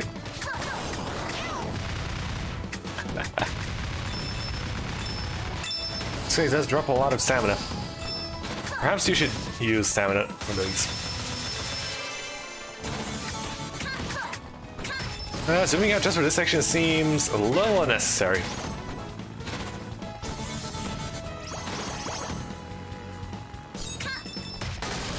Arrows were in there, there's not really much else to go. Arrows are too on the nose. People really should stop using them.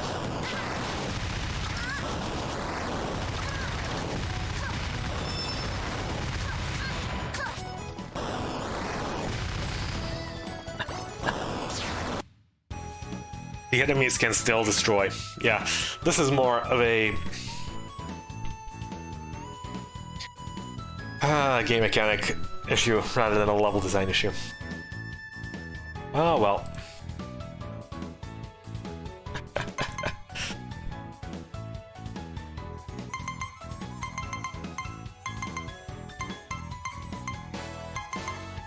So how do they rate the dojo? How will they rate the dojo?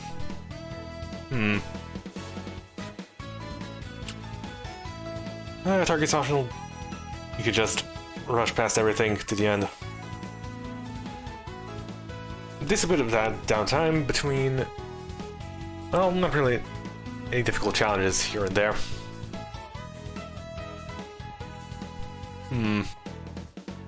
Yeah, no, arrows, stop using them. Stop using arrows, please. Thank you. A simple trail is enough of an indicator. Well, pretty inoffensive level. A few questionable decisions here and there, so... somewhere between 5 to 6. So, that was okay. Harbor.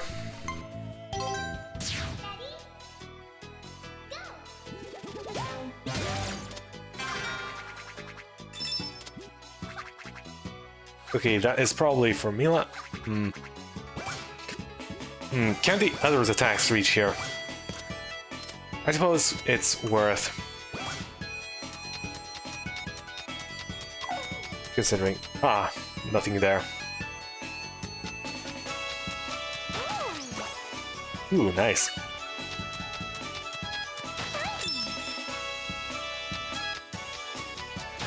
You need to be a good dog and make an absolute mess out of this entire place. Okay, so back to destroying all.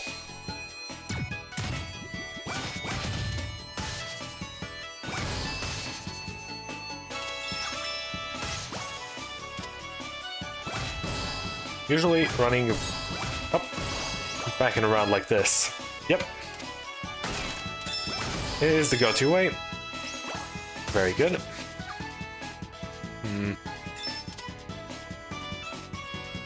I don't think that spring is really all that necessary, especially given Freedom Planet's physics.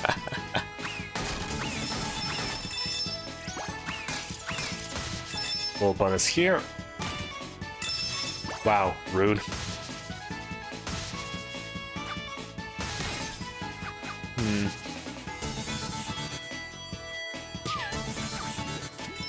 Okay, this spring lets us go all the way around. But then we miss out on a bunch of these. So no thank you. You shouldn't place a spring like that in the kind of stage where you need to run around to grab every single objective.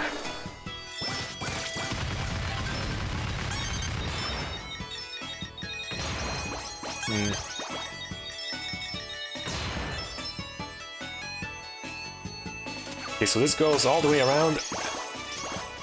Then again, when it loops around like this... Oh.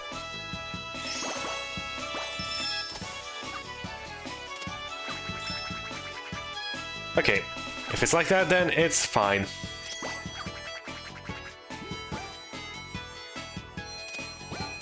It's a giant roundabout that does lead you to... it does lead you to one of those, so... Oop.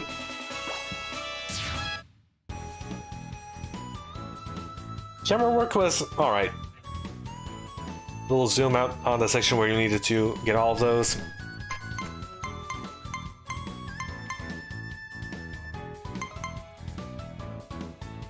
Not bad. Yeah, it's a fun little run through. And above average stage, 5 to 6. Not bad. Leaning more towards 6 though. Leaning more towards the 6. Ah, Carol only. I want to go Spade. Oh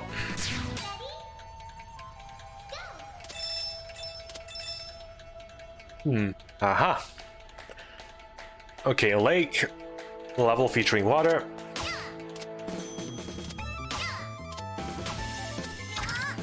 There only can really reach up there, so...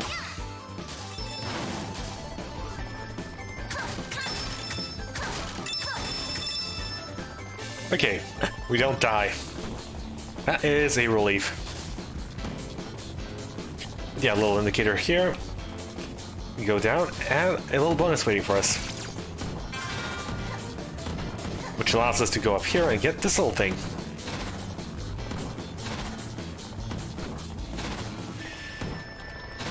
And just high enough to be impossible to go here, huh?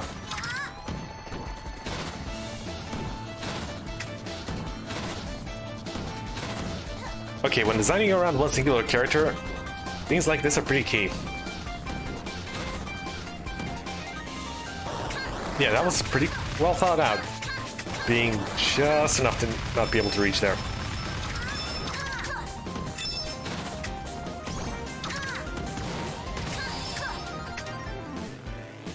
Right. We immediately run across the locked door, but no real backtracking to go. Oh, and it's right there.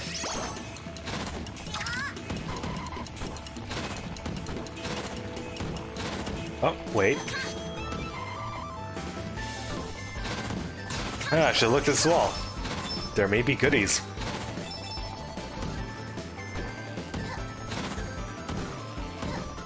Okay, I was slightly tighter packed.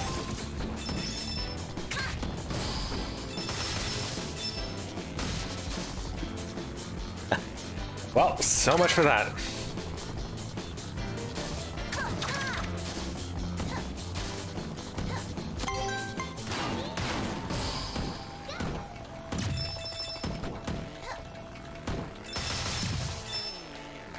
Hey J-Man! We are currently going through a bunch of fan-made Freedom Planet levels. And discussing level design in general. While at it. Well, when you know the game has a few issues, you really should not place the spring here. Yeah. If you just keep holding forward like any normal player will, you're bound to glitch out like this, so no. The spring is way too close there. I mean, the idea of the spring is good, it's just... it needs to be executed a little better.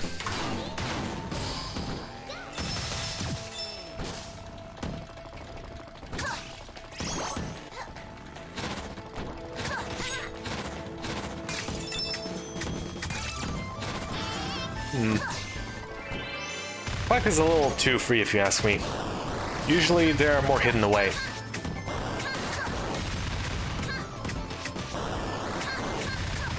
Man, people really like using these fogs as enemies.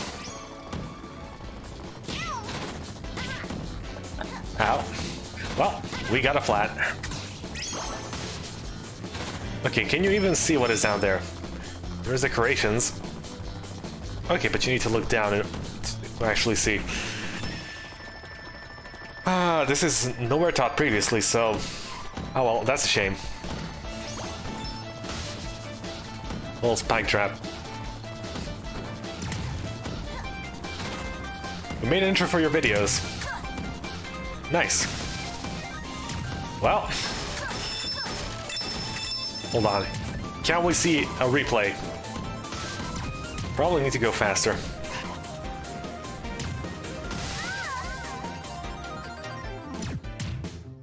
Ah, so, alas, we got crushed into a solid wall.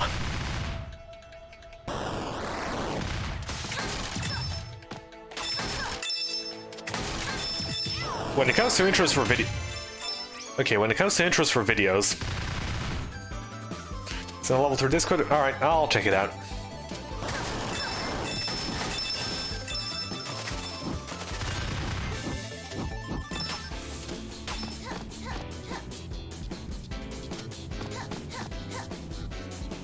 Okay, so it really depends on what you're doing with your videos.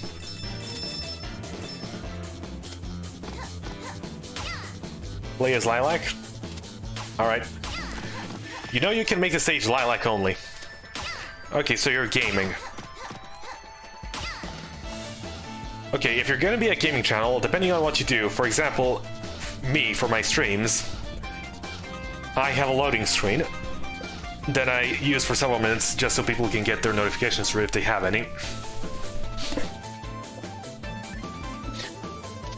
But yeah, you could consider this my little intro.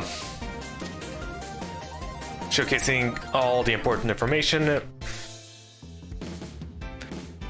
But in your case, and also showing the background, very important to showcase what's going on and what's going to happen.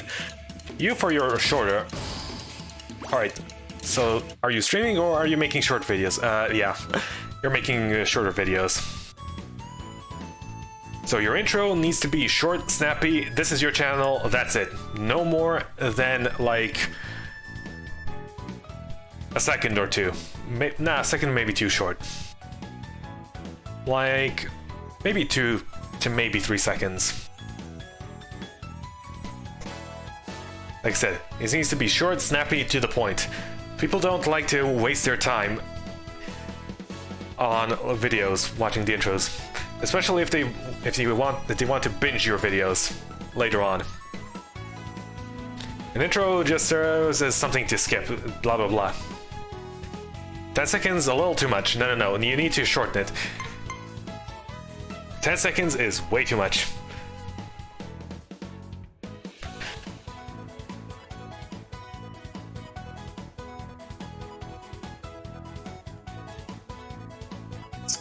Well, depends really on the length of your videos. How long are your videos usually?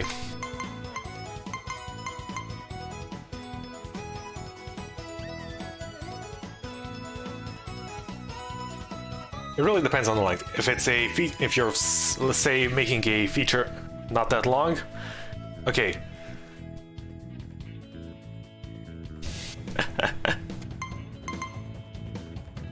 We'll do your level, Marty, as soon as we're done with the Wall of Pain, this final one. But yeah, if your videos are really very short, 10 seconds for an intro is way too long. If your videos are short and snappy, the intro should follow suit, and be short, snappy, to the point. So yeah, at most like 2 to 3 seconds. Perhaps a flash of a logo, maybe a little intro, intro phrase or something. But yeah. Long intros are only reserved for feature-length series. And padding out TV time, so you don't need to create as much into each episode.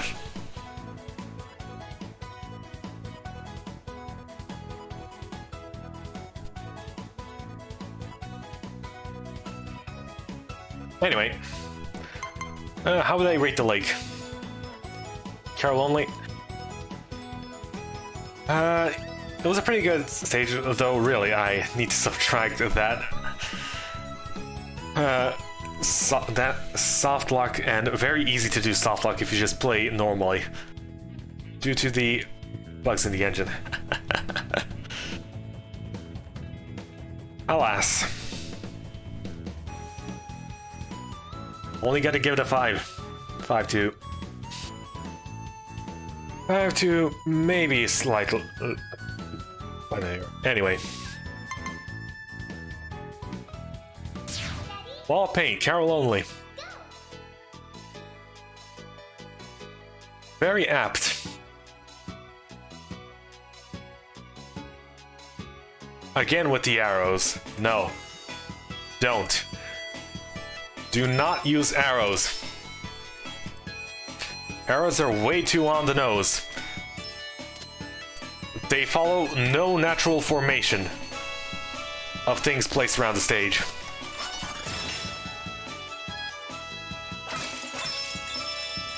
Wall of Pain. This is a joke level, I can already tell.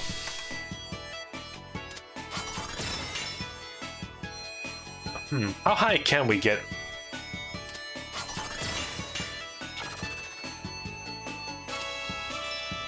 Okay, so whether or not we kick out of the momentum, or just let it naturally run out. Yeah, it just goes easily like that.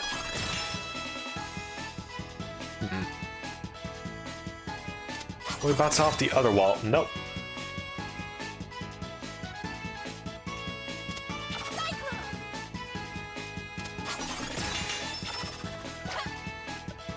Okay, now this serves as a decent tutorial for Lilac.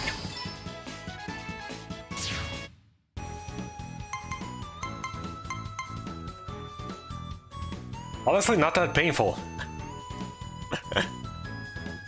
Then again, making Lilac, yeah. I would rate this joke out of 10.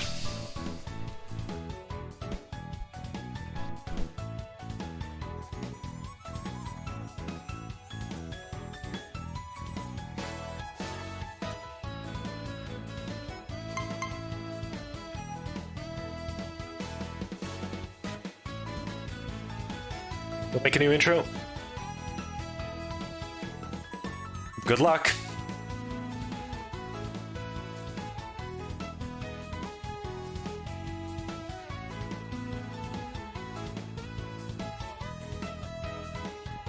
Oh boy. Okay, dot map. Let's just... Where did I install this again? 1, 2...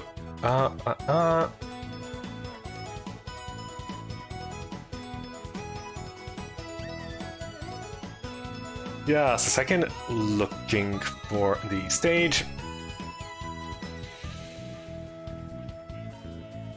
Hey Rayman. How's it going? I'm just looking for the installation folder. No, I'm not looking for your stage. I'm looking for where I installed this.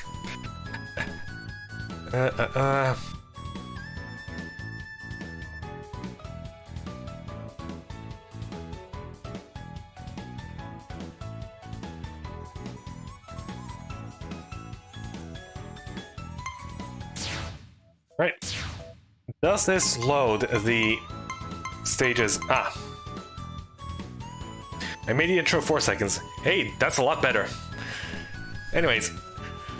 Rayman, you just joined us at the very end of going through all the stages. Okay, so Marty just sent in his own. He made it in like an hour. So we are going to judge the stage based on how well it was made in under an hour.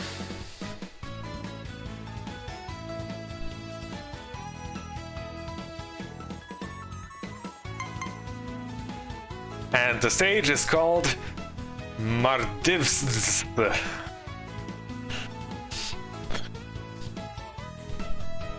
I have no idea what that means, but hey.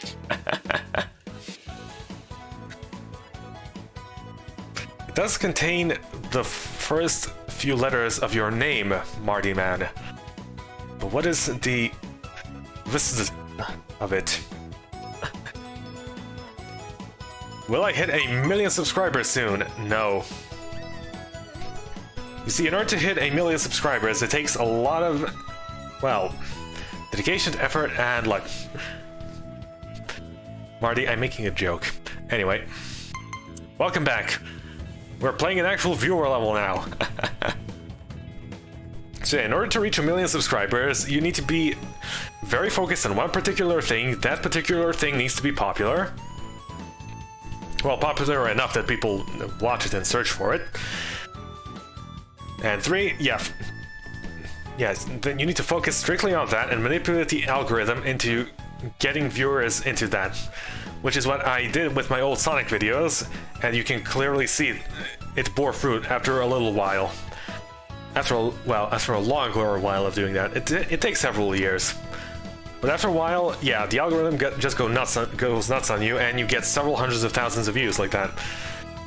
Well, if I continue doing it like that, who knows? But alas, I took a 15-year break, so I'm about in the same pace as I did when I started out, so we'll see about that. I play what I consider fun. And that just happens to be platformers for the most part. There's also puzzle games, but I do that on my own free time. Because they don't make for very entertaining streams, quite frankly speaking.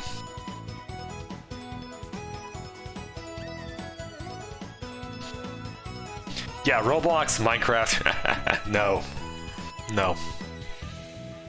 Someone needs to do the lesser known things, and I decided to be that one. Okay. Fortnite? No. Okay. A slow enemy at the start.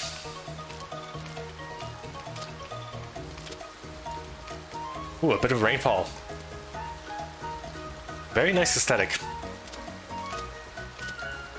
So, initial impressions lead me to believe this is going to be a combat-oriented stage. Or just have those guys. One of those two. 1, 2, 1, 2, hop.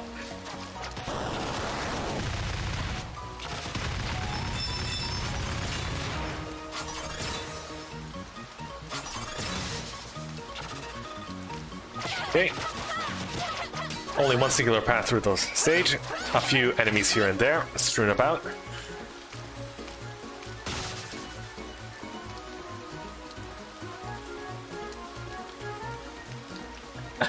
I think I perhaps went a little too far. Okay, I can still make it past this. Just need to time this a little better. Oops.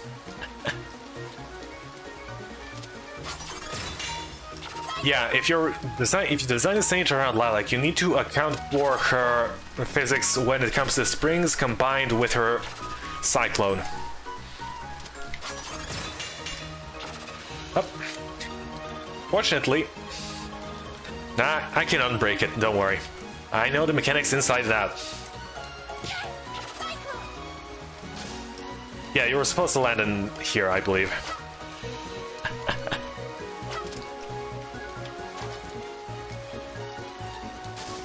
Okay. Stop.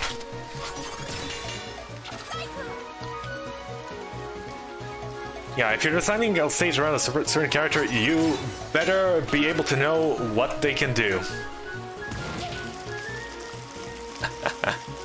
3, 2, 1, stop.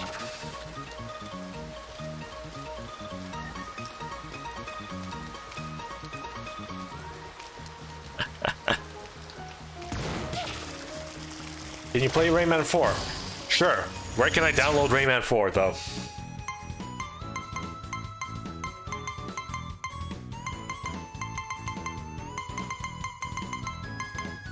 Okay, so Mardiv's... Mardiv's...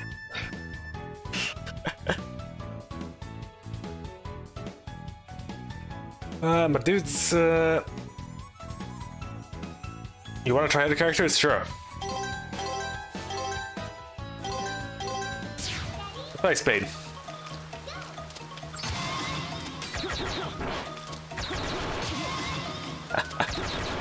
Okay, so not quite enough. You need 2 cards for this.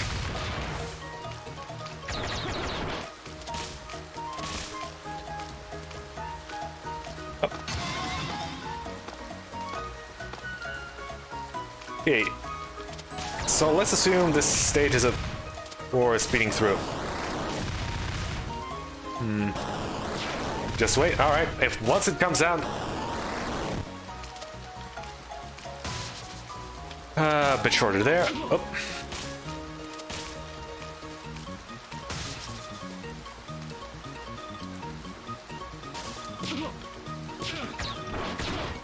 Good angles on the jumps, but okay. This is like a little gauntlet. Let's consider this a little part of an actual stage. Enemies there, not too threatening, you can simply avoid them. This guy ruins your momentum.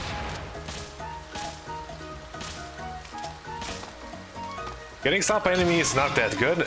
Getting stopped by natural platforming obstacles is very good. You don't want people to think, oh, come on, why did that have to be there? You want them to think, okay, I finished rushing through that section. At least that's how speed sections go, usually.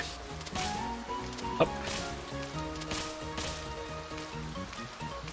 Nobody likes speed traps. Alas.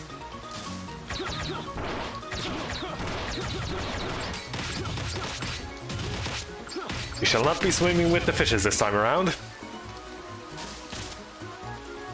Just like GTA 6 is coming soon. Soon, trademark. GTA 6 soon or Duke Nukem Forever soon?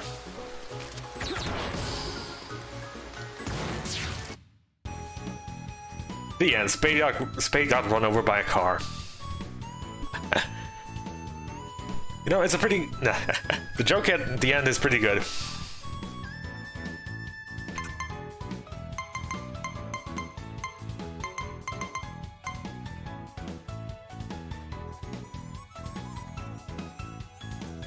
Overall, for 1 hour, you had no idea what you were doing.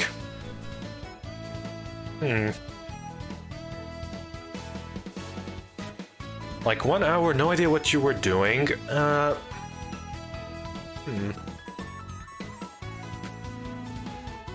Nice job. Alright, the jumps were good. The length of well thought out. Well, for the most part, didn't take into account everything. Can be broken a bit.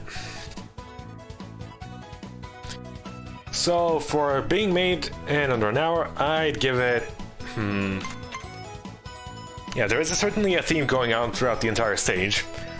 Going fast, interrupted by enemies. A little platforming section there. Well, the little platforming section with the hanging stood out a bit. Kinda like it didn't quite fit in with the rest. Probably needed a few more sections of that, or maybe longer. Wanna try Mila or Carol?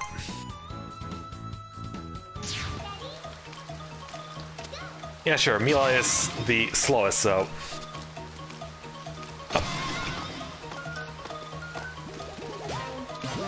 Hold on, I want to see if this works. It does not.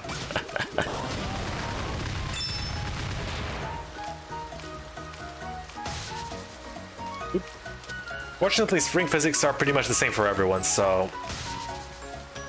Whee!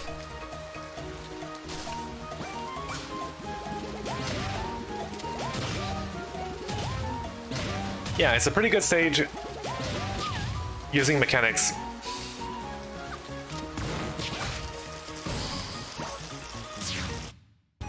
Yep, we went fishing. But yeah, this easily works for all characters because object physics are the same. But if you combine a few character-specific physics, with them you can break the stage, so... needs a bit more foolproofing. Could have easily just extended the wall. Up and down one section.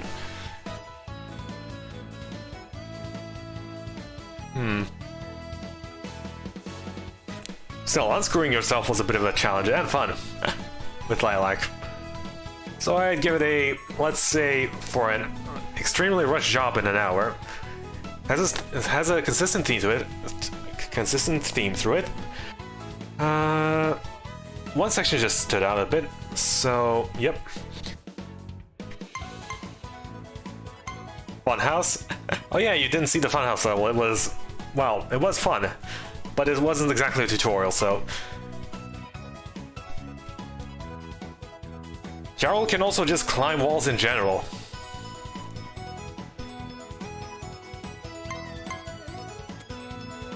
Well, at least here she can.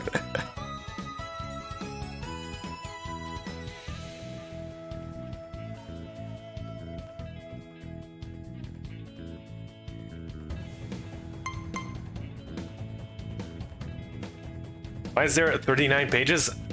Oh, those aren't pages, though that's the palette.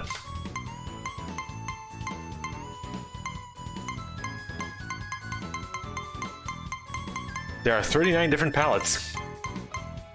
At least for Mila. For other characters, there's a different amount. Okay, what the heck is this? This looks like a glitch palette more than anything else, at least when it comes to the portrait.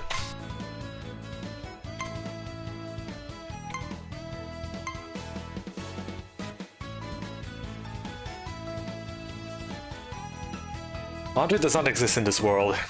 I have no idea. Hold on, what about the other characters? Oh my. Yeah, sure, let's give her a blue scarf. Hold on. Let's give her something extremely outrageous.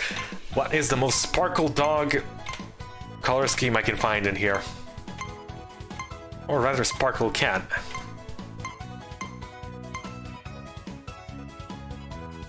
Oh yeah, now we're talking.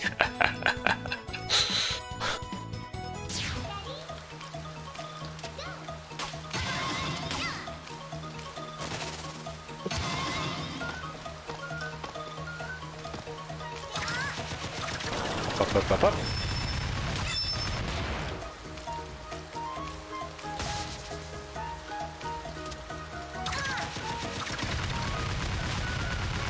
Easily handled with Carol.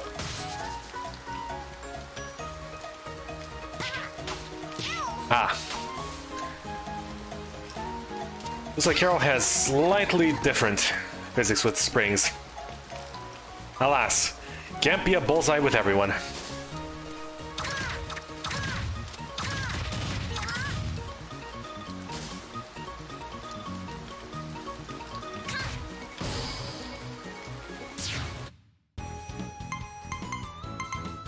It doesn't work quite as well for every character, but you did mention this was Lilac only, but Lilac can also easily break the spring by going too far, so...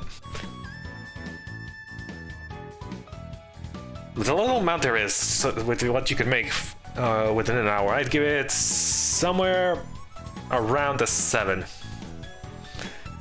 Maybe a little slightly bit lower, maybe 6.8 or 7.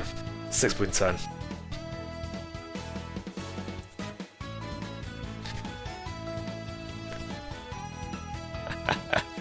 If you want me to judge it as an actual stage,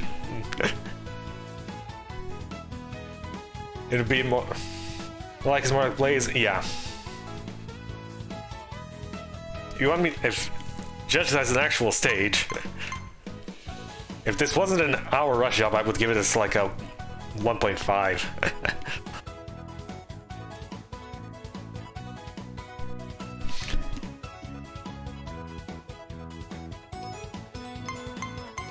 Well, this says it's a tutorial, but it's not a tutorial. It does a terrible job at being a tutorial. But it would otherwise be an actual funhouse, the whole stage. It would be like a 6.5, maybe a 7. I gave it 4 because it doesn't really do its job as a tutorial.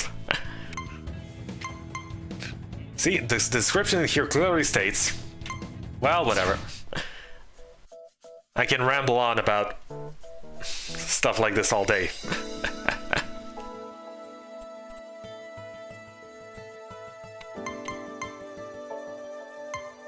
There's also this little campaign here that doesn't work. At least I tried going into it, it's kind of... Well, let me just show you.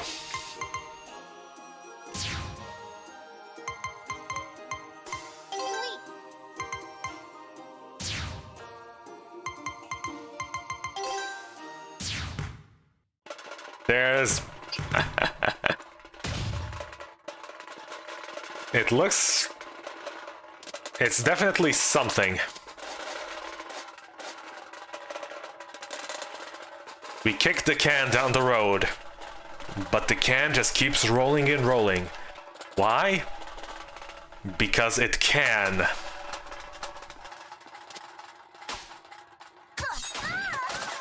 Shang Mu Architect? Well, most of the stages are like Shangmu, so...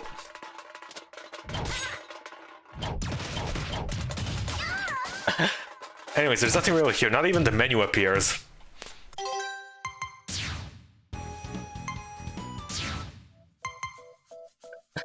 It's weird, really. But yeah, Shangmu is like the main hub, I would say.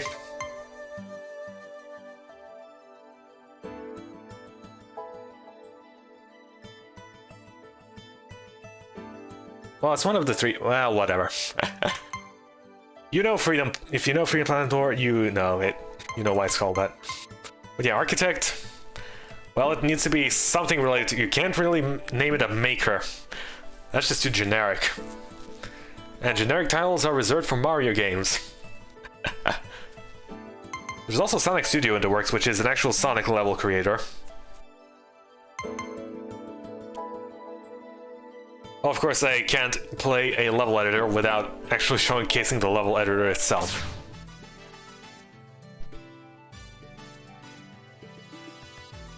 Hold on, let's quickly change to Lilac.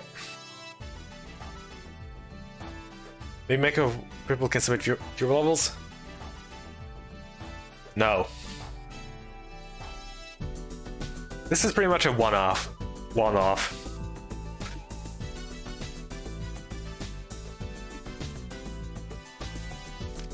So yeah, this level editor, a little wonky, but it fixes itself after a bit.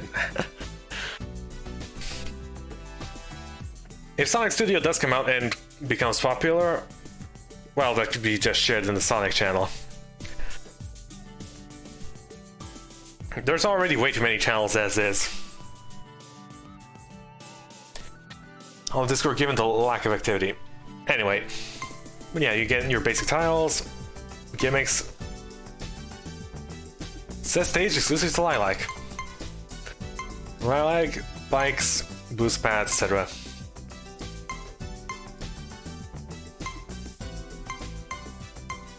Camera stuff, positioning actors.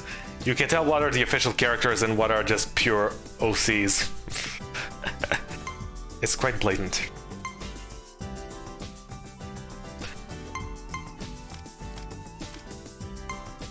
I like how springs are their own sections here.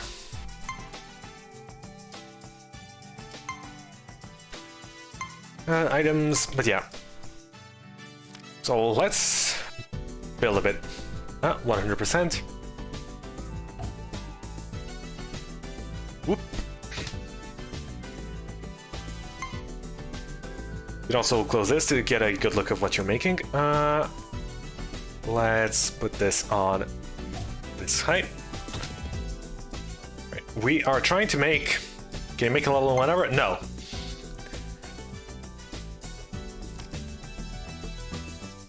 I do not like things to be rush jobs.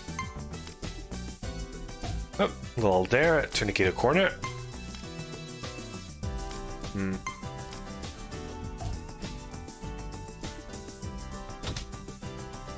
Yeah, we don't want water on this stage, so... Okay, so let's say we want to design a stage. First, we need to take into consideration which character we're going to be playing as.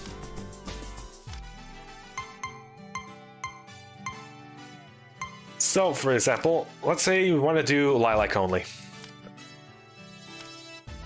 Then, first impressions of a stage. Let's have a little bench here.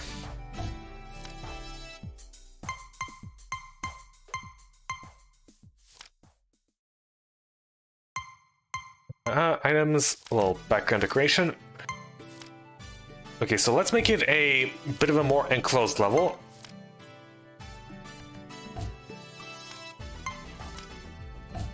That makes use of Lilac's abilities, such as her...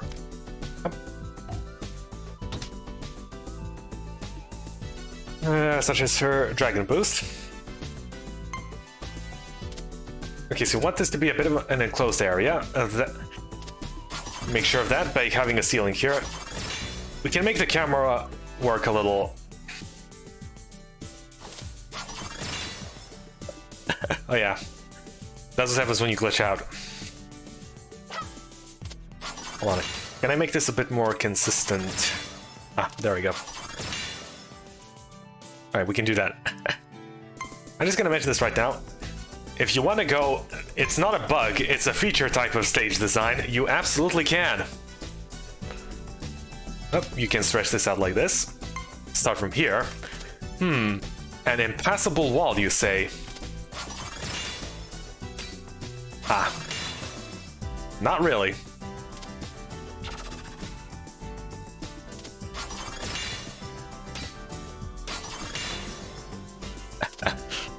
Hold on, can we make it through to the other end of this? There we go, like that. And now we are on the other side of an impassable wall. You see, it's not a bug, it's a feature. True Bethesda-style game development right there. Guaranteed to be hired by their studios ASAP. But yeah, enclosed level, the ceiling decorations make sure of that, and even if you jump, you can see. Well, normally the camera would be fixed at this location, so you can see that it is going to be a more enclosed stage. So next up, we are going to make the stage centered around the Dragon Boost. So.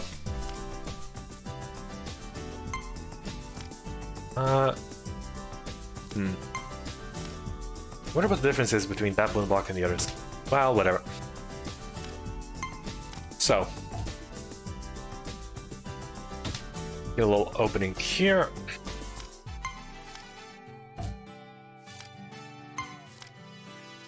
Oops. 2, 3. It's not going to be anything fancy.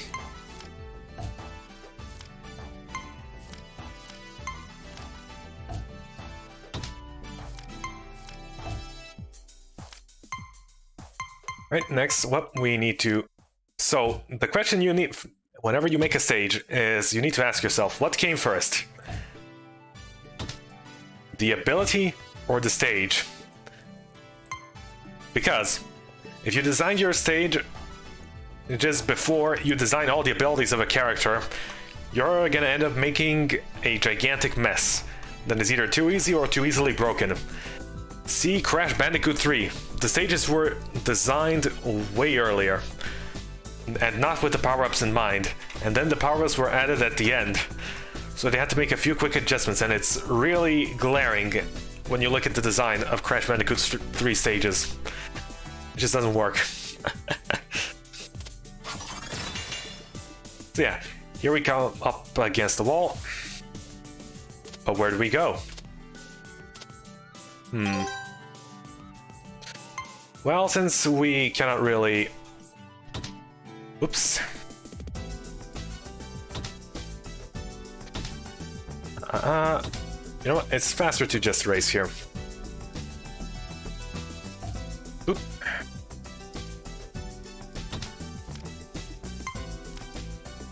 Make it a slightly more enclosed.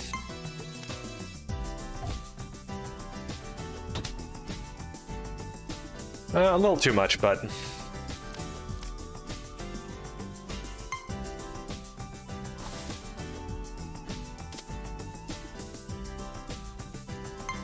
Right, go up, so we are gonna need a few indicators. Let's see, what would be a good angle for this?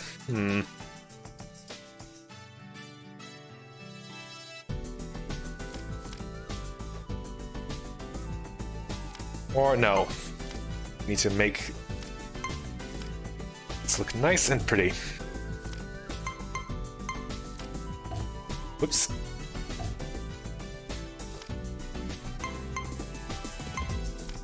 So we want to use the Dragon Boost to go up here.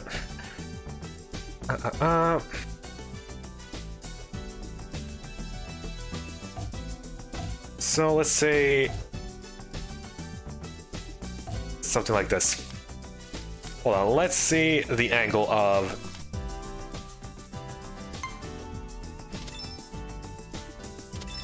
Hold on.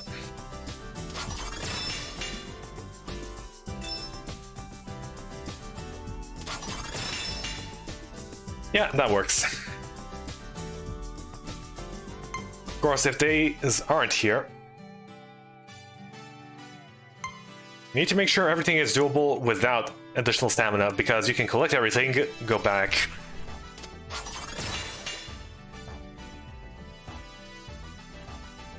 Right. A basic boost up here.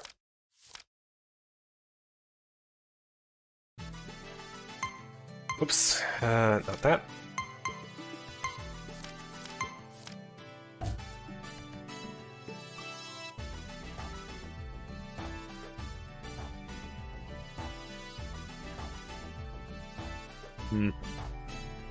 Okay, how high do we want this to go? Right, this seems like a good amount.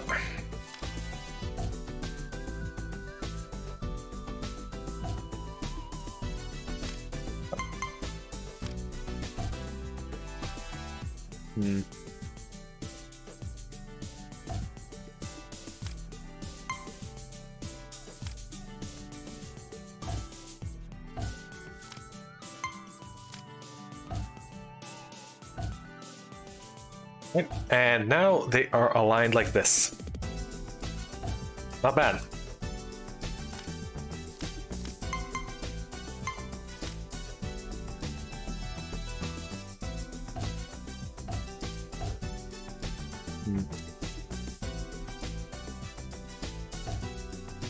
Right.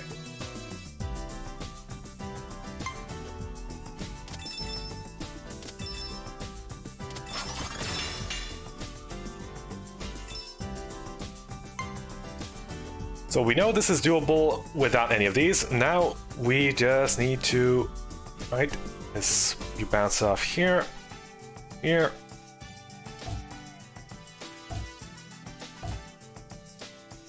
Be like that.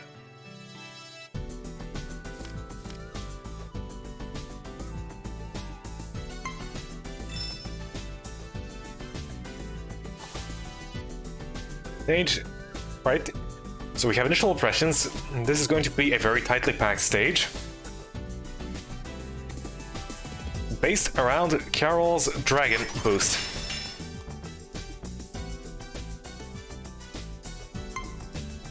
Actually, make this slightly lower, because if we go this, yeah, this little bump, not very smooth. So, need to make sure the level feels good first and foremost. So yeah, as you can see, creating a stage that is good, feels good. Very, very difficult.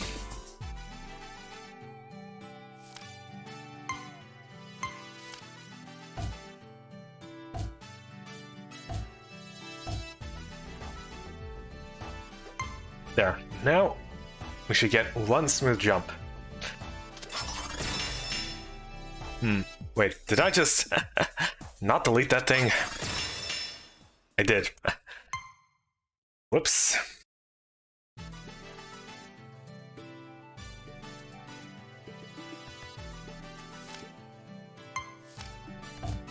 Or perhaps I did.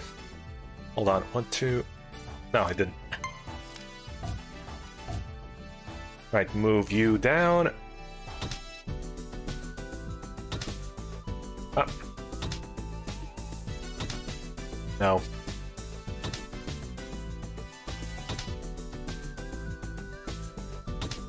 Up. Ah. It's a little tricky with what you're doing, but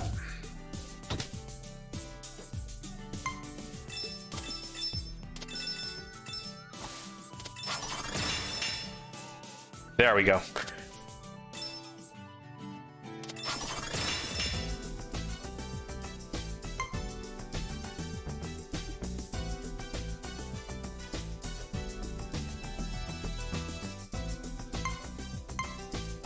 So now we have the first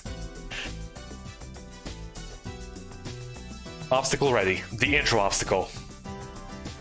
This should set the stage for later on. Yeah, like I said, designing levels takes a very, very long time to get right.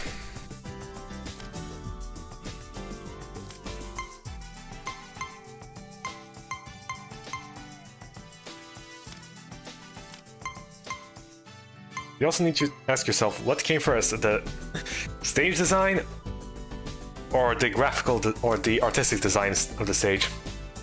The mechanical or the artistical design? The mechanics should always come first. Always design everything around mechanics. Of course, artists need time to work on stuff, so that's why there is, well, parallel work. So like the idea of a stage is laid out, the artist makes some assets to be used, meanwhile the stage gets made, the mechanical portion of it, and then the artist just plasters on. Requiring a few changes, well, sometimes a couple of minor tweaks are needed to either accommodate the art for the stage or the stage for the art, because sometimes the rule of cool is there.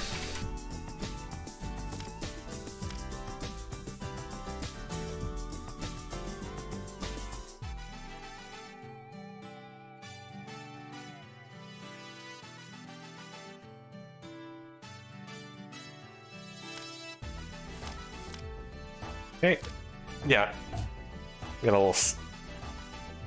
little dragon boost here, here.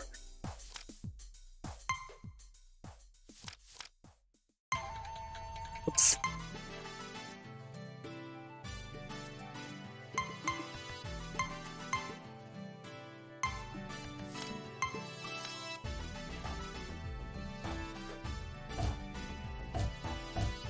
Maybe a little here, so it's not too empty. Of course, decorations also work well. Decorations come later. Having a firstly having a functional stage design through which you can go through is key.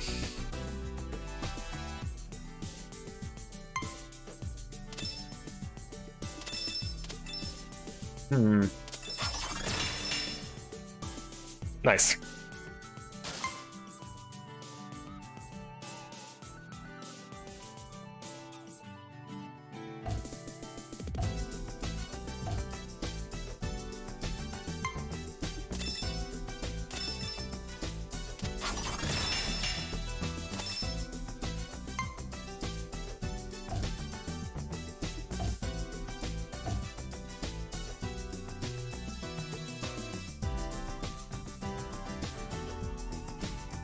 We have our intro.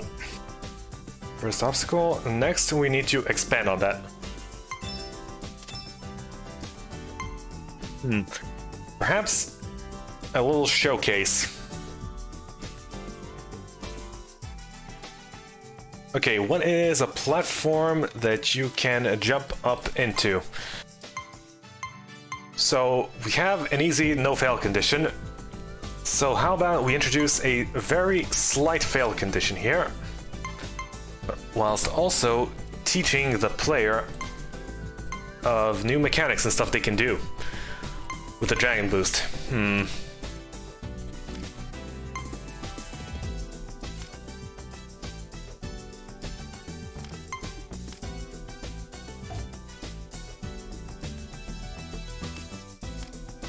Nope. Okay, so page 3. Nope.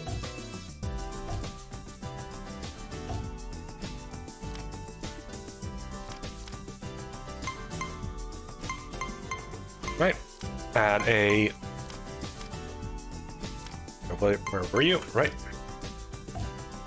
So you should be able to jump up from below into this thing, but not go down as a way back out. Never let your players down into the failure route on purpose. They should only go there if they actually fail on the main route.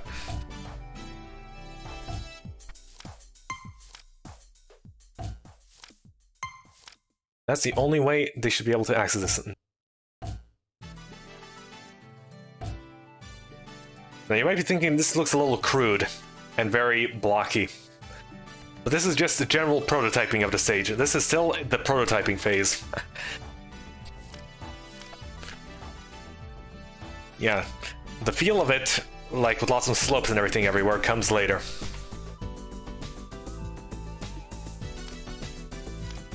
You see, a stage is like a fine sculpture. You have a giant slab, which is this entire canvas, where you design the whole stage. Then, you chisel out an extremely rough shape of it.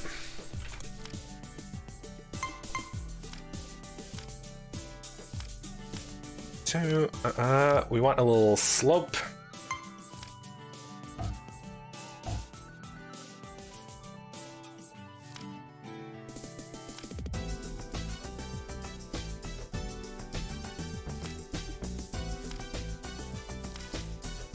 Want to teach the player, but not...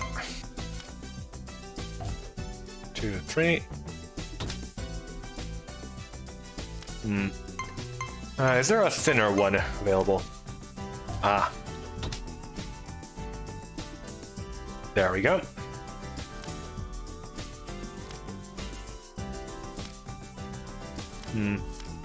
But yeah. Once you make this rough outline of a stage, can we... Hold on. Whoops. Yeah, once you make a rough outline of a stage, you don't start with a completed stage. You start, then make a rough outline. Yeah. Make this a little thinner, like so.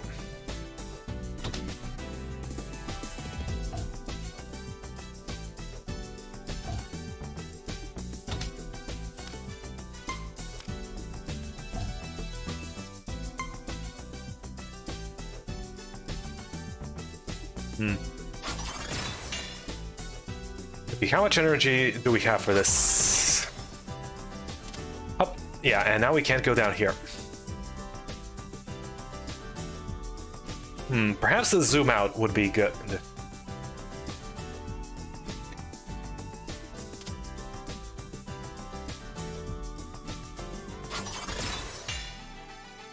Oh yeah, we can definitely go a lot farther.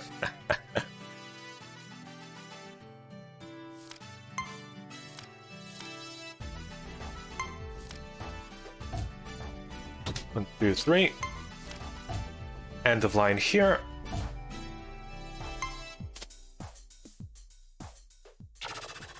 We can just see the end when we zoomed out. Nice.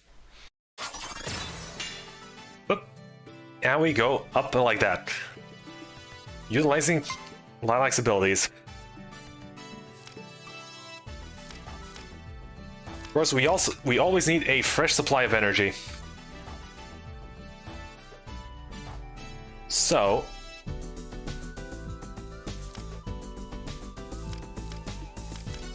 items, replenish here.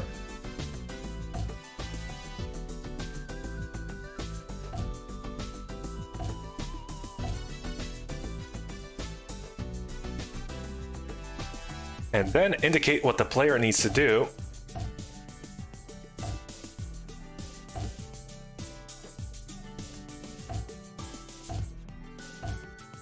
And which path they need to take, like this.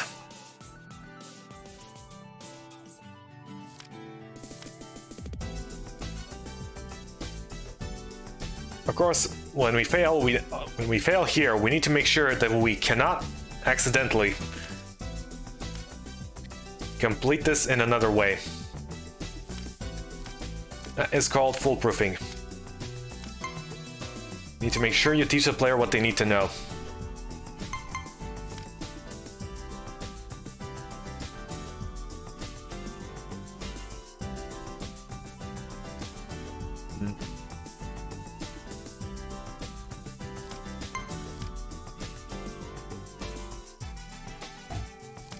Like so.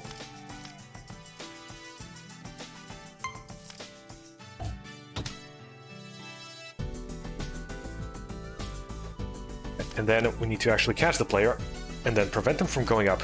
How do we prevent them from going up?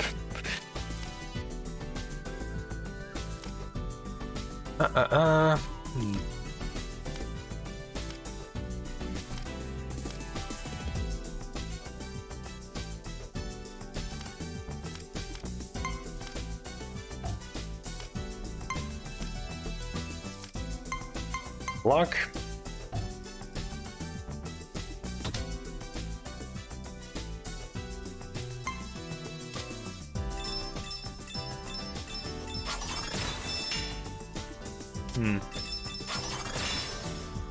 Oops. A little too late on that one. Right.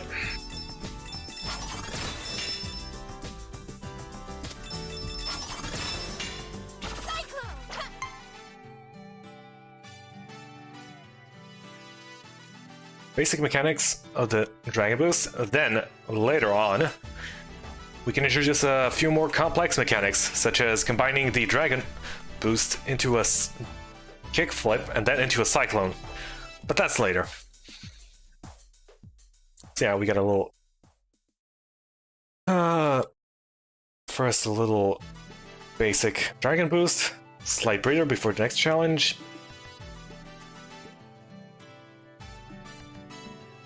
Going here.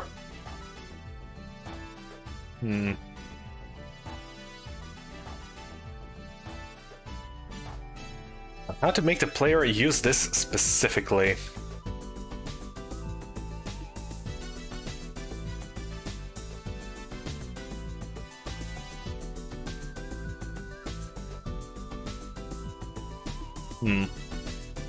Or maybe we can make this a bonus.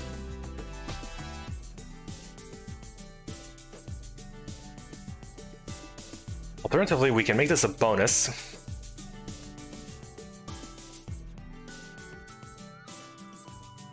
Make the other path through the stage going downwards.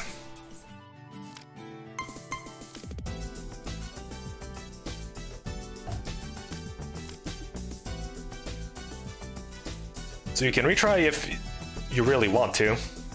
Go back up here. When...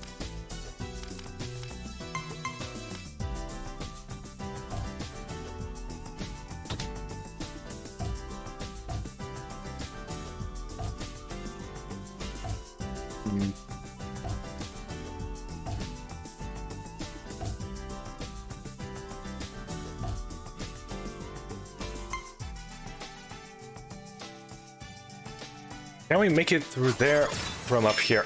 Yeah. Ah, this is tricky.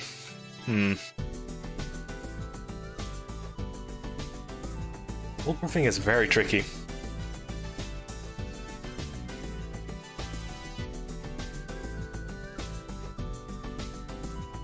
Oh, I got it. It's very easy, in fact. Right, where is this? Where are the spikes?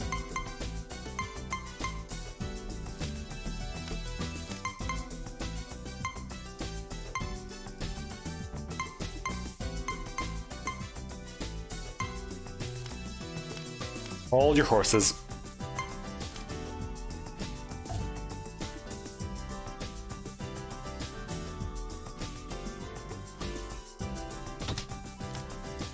This there.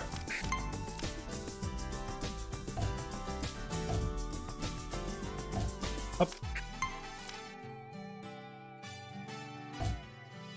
1, 2, 3, 4.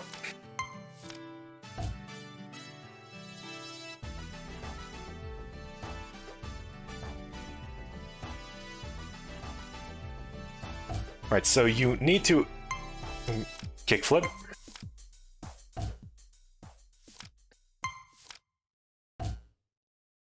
We're adding a little crevice here to prevent you from doing anything sneaky. Down we go. But yeah, you can see stage design is very, very time consuming. At least proper stage design. Okay. Oh yeah, also we need to, whoops. Zoom out, advanced. Oh, nice.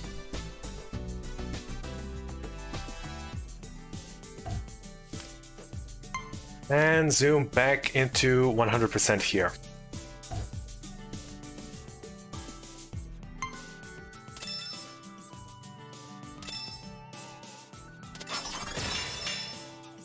Up.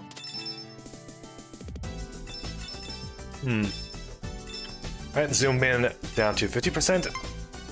We can clearly see what we need to do here. Up. Up there. Now we can, right, continue with the momentum and go further beyond.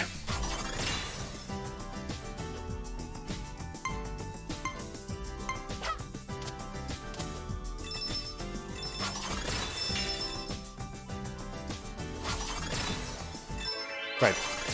Gotta keep the momentum flowing. Right, once we're up there, we can add a few things.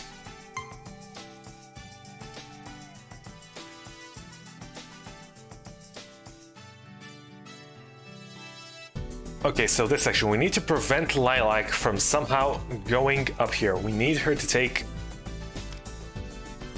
this failure route here.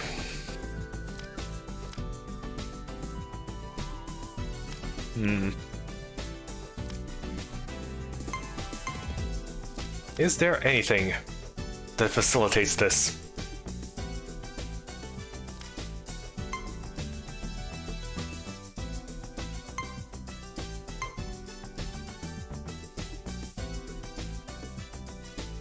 It means most definitely not.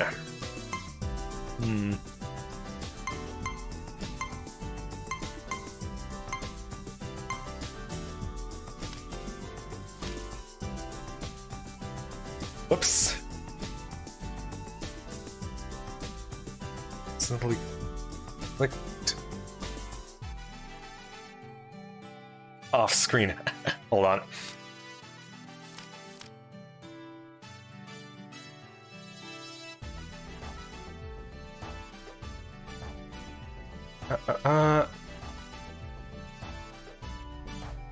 Please hold.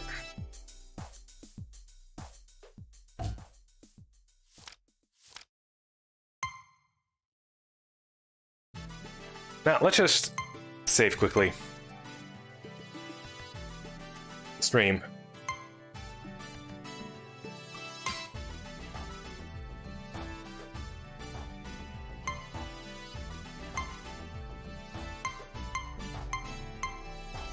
Yes.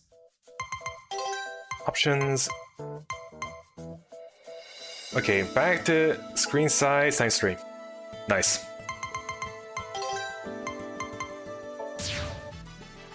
Showcasing will save and load.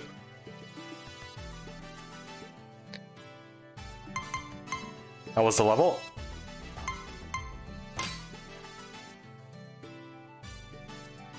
We got an entire 1.5 challenges done.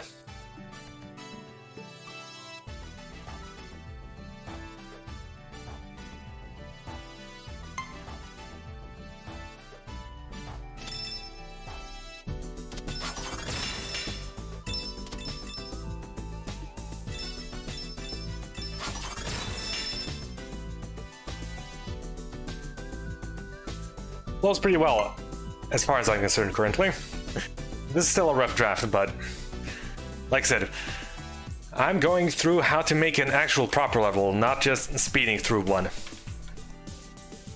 So yeah, we decided on the character, we decided on the gimmick behind the stage. So we got the first feel of the stage, the intro. The first quote-unquote obstacle that you can't really fail. Second obstacle, introducing a bit of a failure condition, but not too harsh. And it all needs to flow smoothly.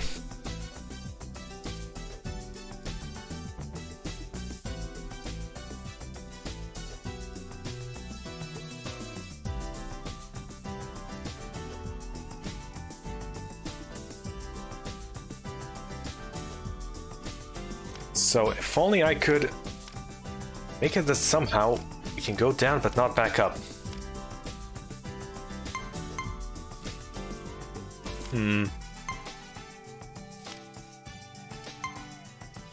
Well, we'll think of something later. For now,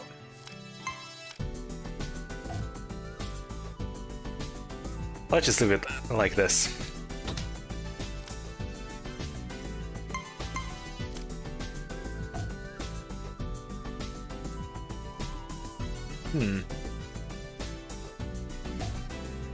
Interesting.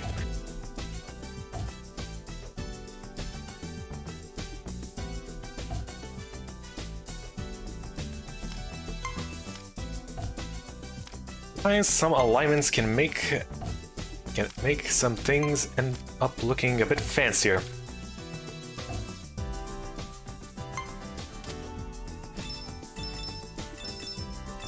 That's where we can download it. Look, I'm not gonna be done with the level. Well, I'm gonna be.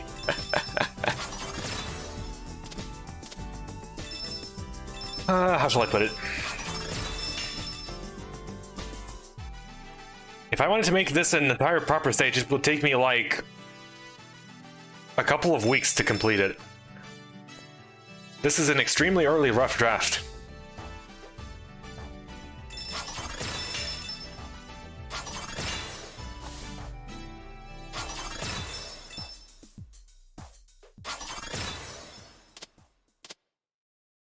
What happens if we run into a wall normally? Yep, that happens.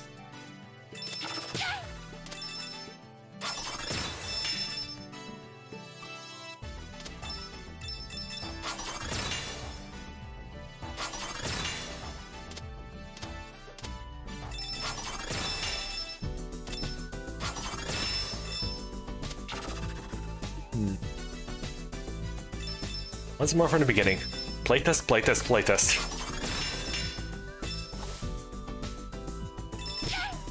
Oops. Perhaps a few more. You want to make it so people can take it nice and easy, but you also gotta make it so people can go fast. After all, if you can't go fast, what is the point?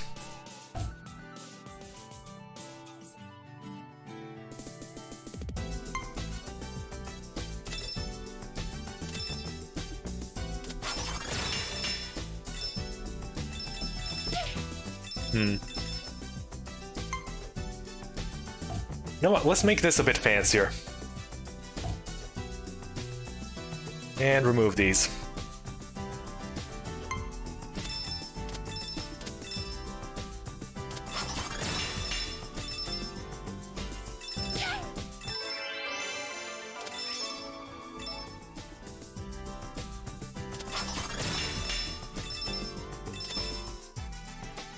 These, then you'll be able to have enough for this. Alright, pretty good.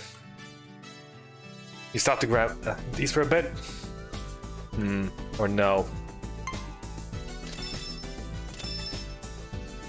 The energy must flow, as they say.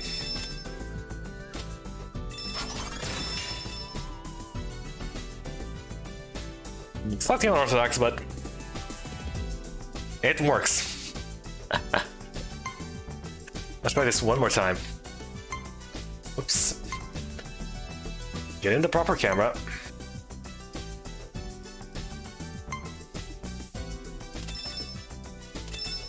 Well, you started as full energy, so...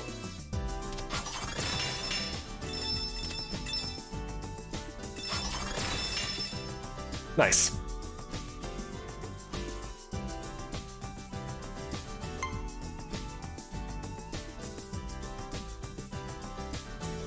Of course, we could just switch the camera back to 100% instead of zooming out to 50 right afterwards. But no, rapid changing of camera angles and zooms, not very good. Keep it like this for a little while.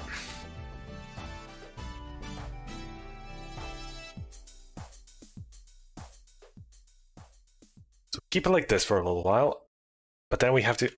Ah, I made everything a little too high. Ah, great. Everything needs to be moved ever so downwards. Well, I have no idea how to efficiently move things. Perhaps I'll figure it out later. But yeah. Figured out this game. As the stage progresses, right, you add more punishments for failure. And also make the things a little tricky. For example, let's make an obstacle that's a little later. So we'll introduce a few more gimmicks to it, such as springs, let's say.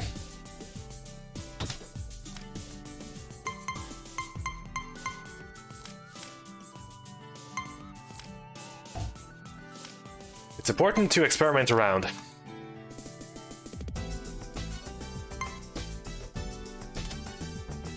Okay, so how would a spring... Right. So you take a spring, up... Yeah, this would be a good ending obstacle. Take a spring, up, flip, and cyclone over.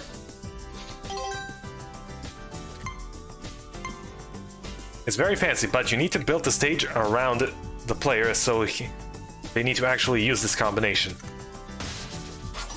One, backflip, and cyclone over.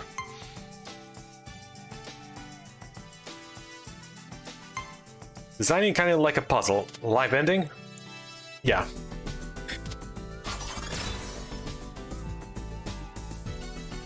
Yeah, I've gotten through the rough draft of how to make an actually decent stage. So yeah. As the stage progresses, keep adding a little more punishment to failure each time, a little bit increase in difficulty, and more gimmicks combining into the stage. And that is how you are going to make a decent thematic stage, at least. Everything needs to flow at a specific pace. Challenges need to be spread out evenly. Have a few breathers here and there, but you also need to make sure it flows well.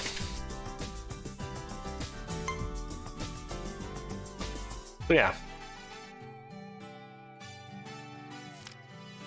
Hopefully this has been somewhat enlightening.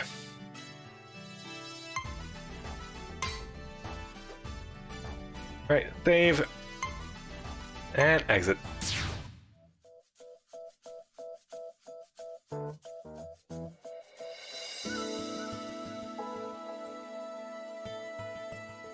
But yeah, we'll be ending the stream. We've went on for 3 hours already. I think I conveyed most of what I wanted to do. Most of what I wanted to convey regarding stage design due to the, well, not criticizing, reviewing of the stages made by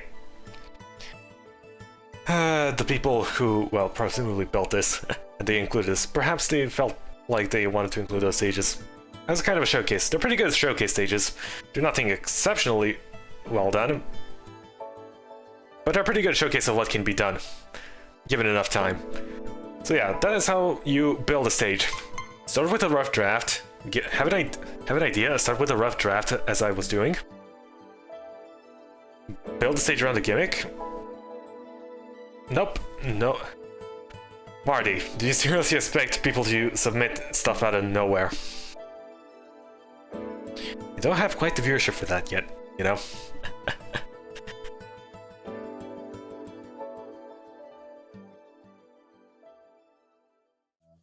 Yeah. Sculpt a stage as you would a fine statue.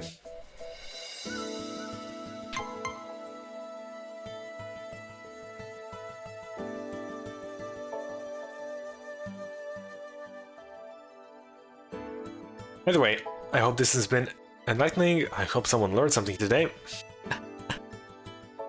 And I will see you next time. Next week, we'll be doing Freedom Planet 2. A fresh new game.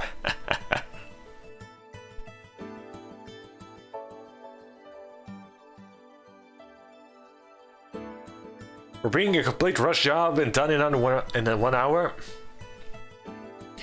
It had a theme to it, it was decent. A solid 6.5 out of 10.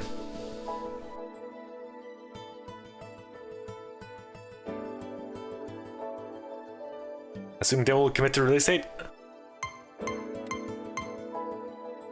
Oh, don't you worry. They will.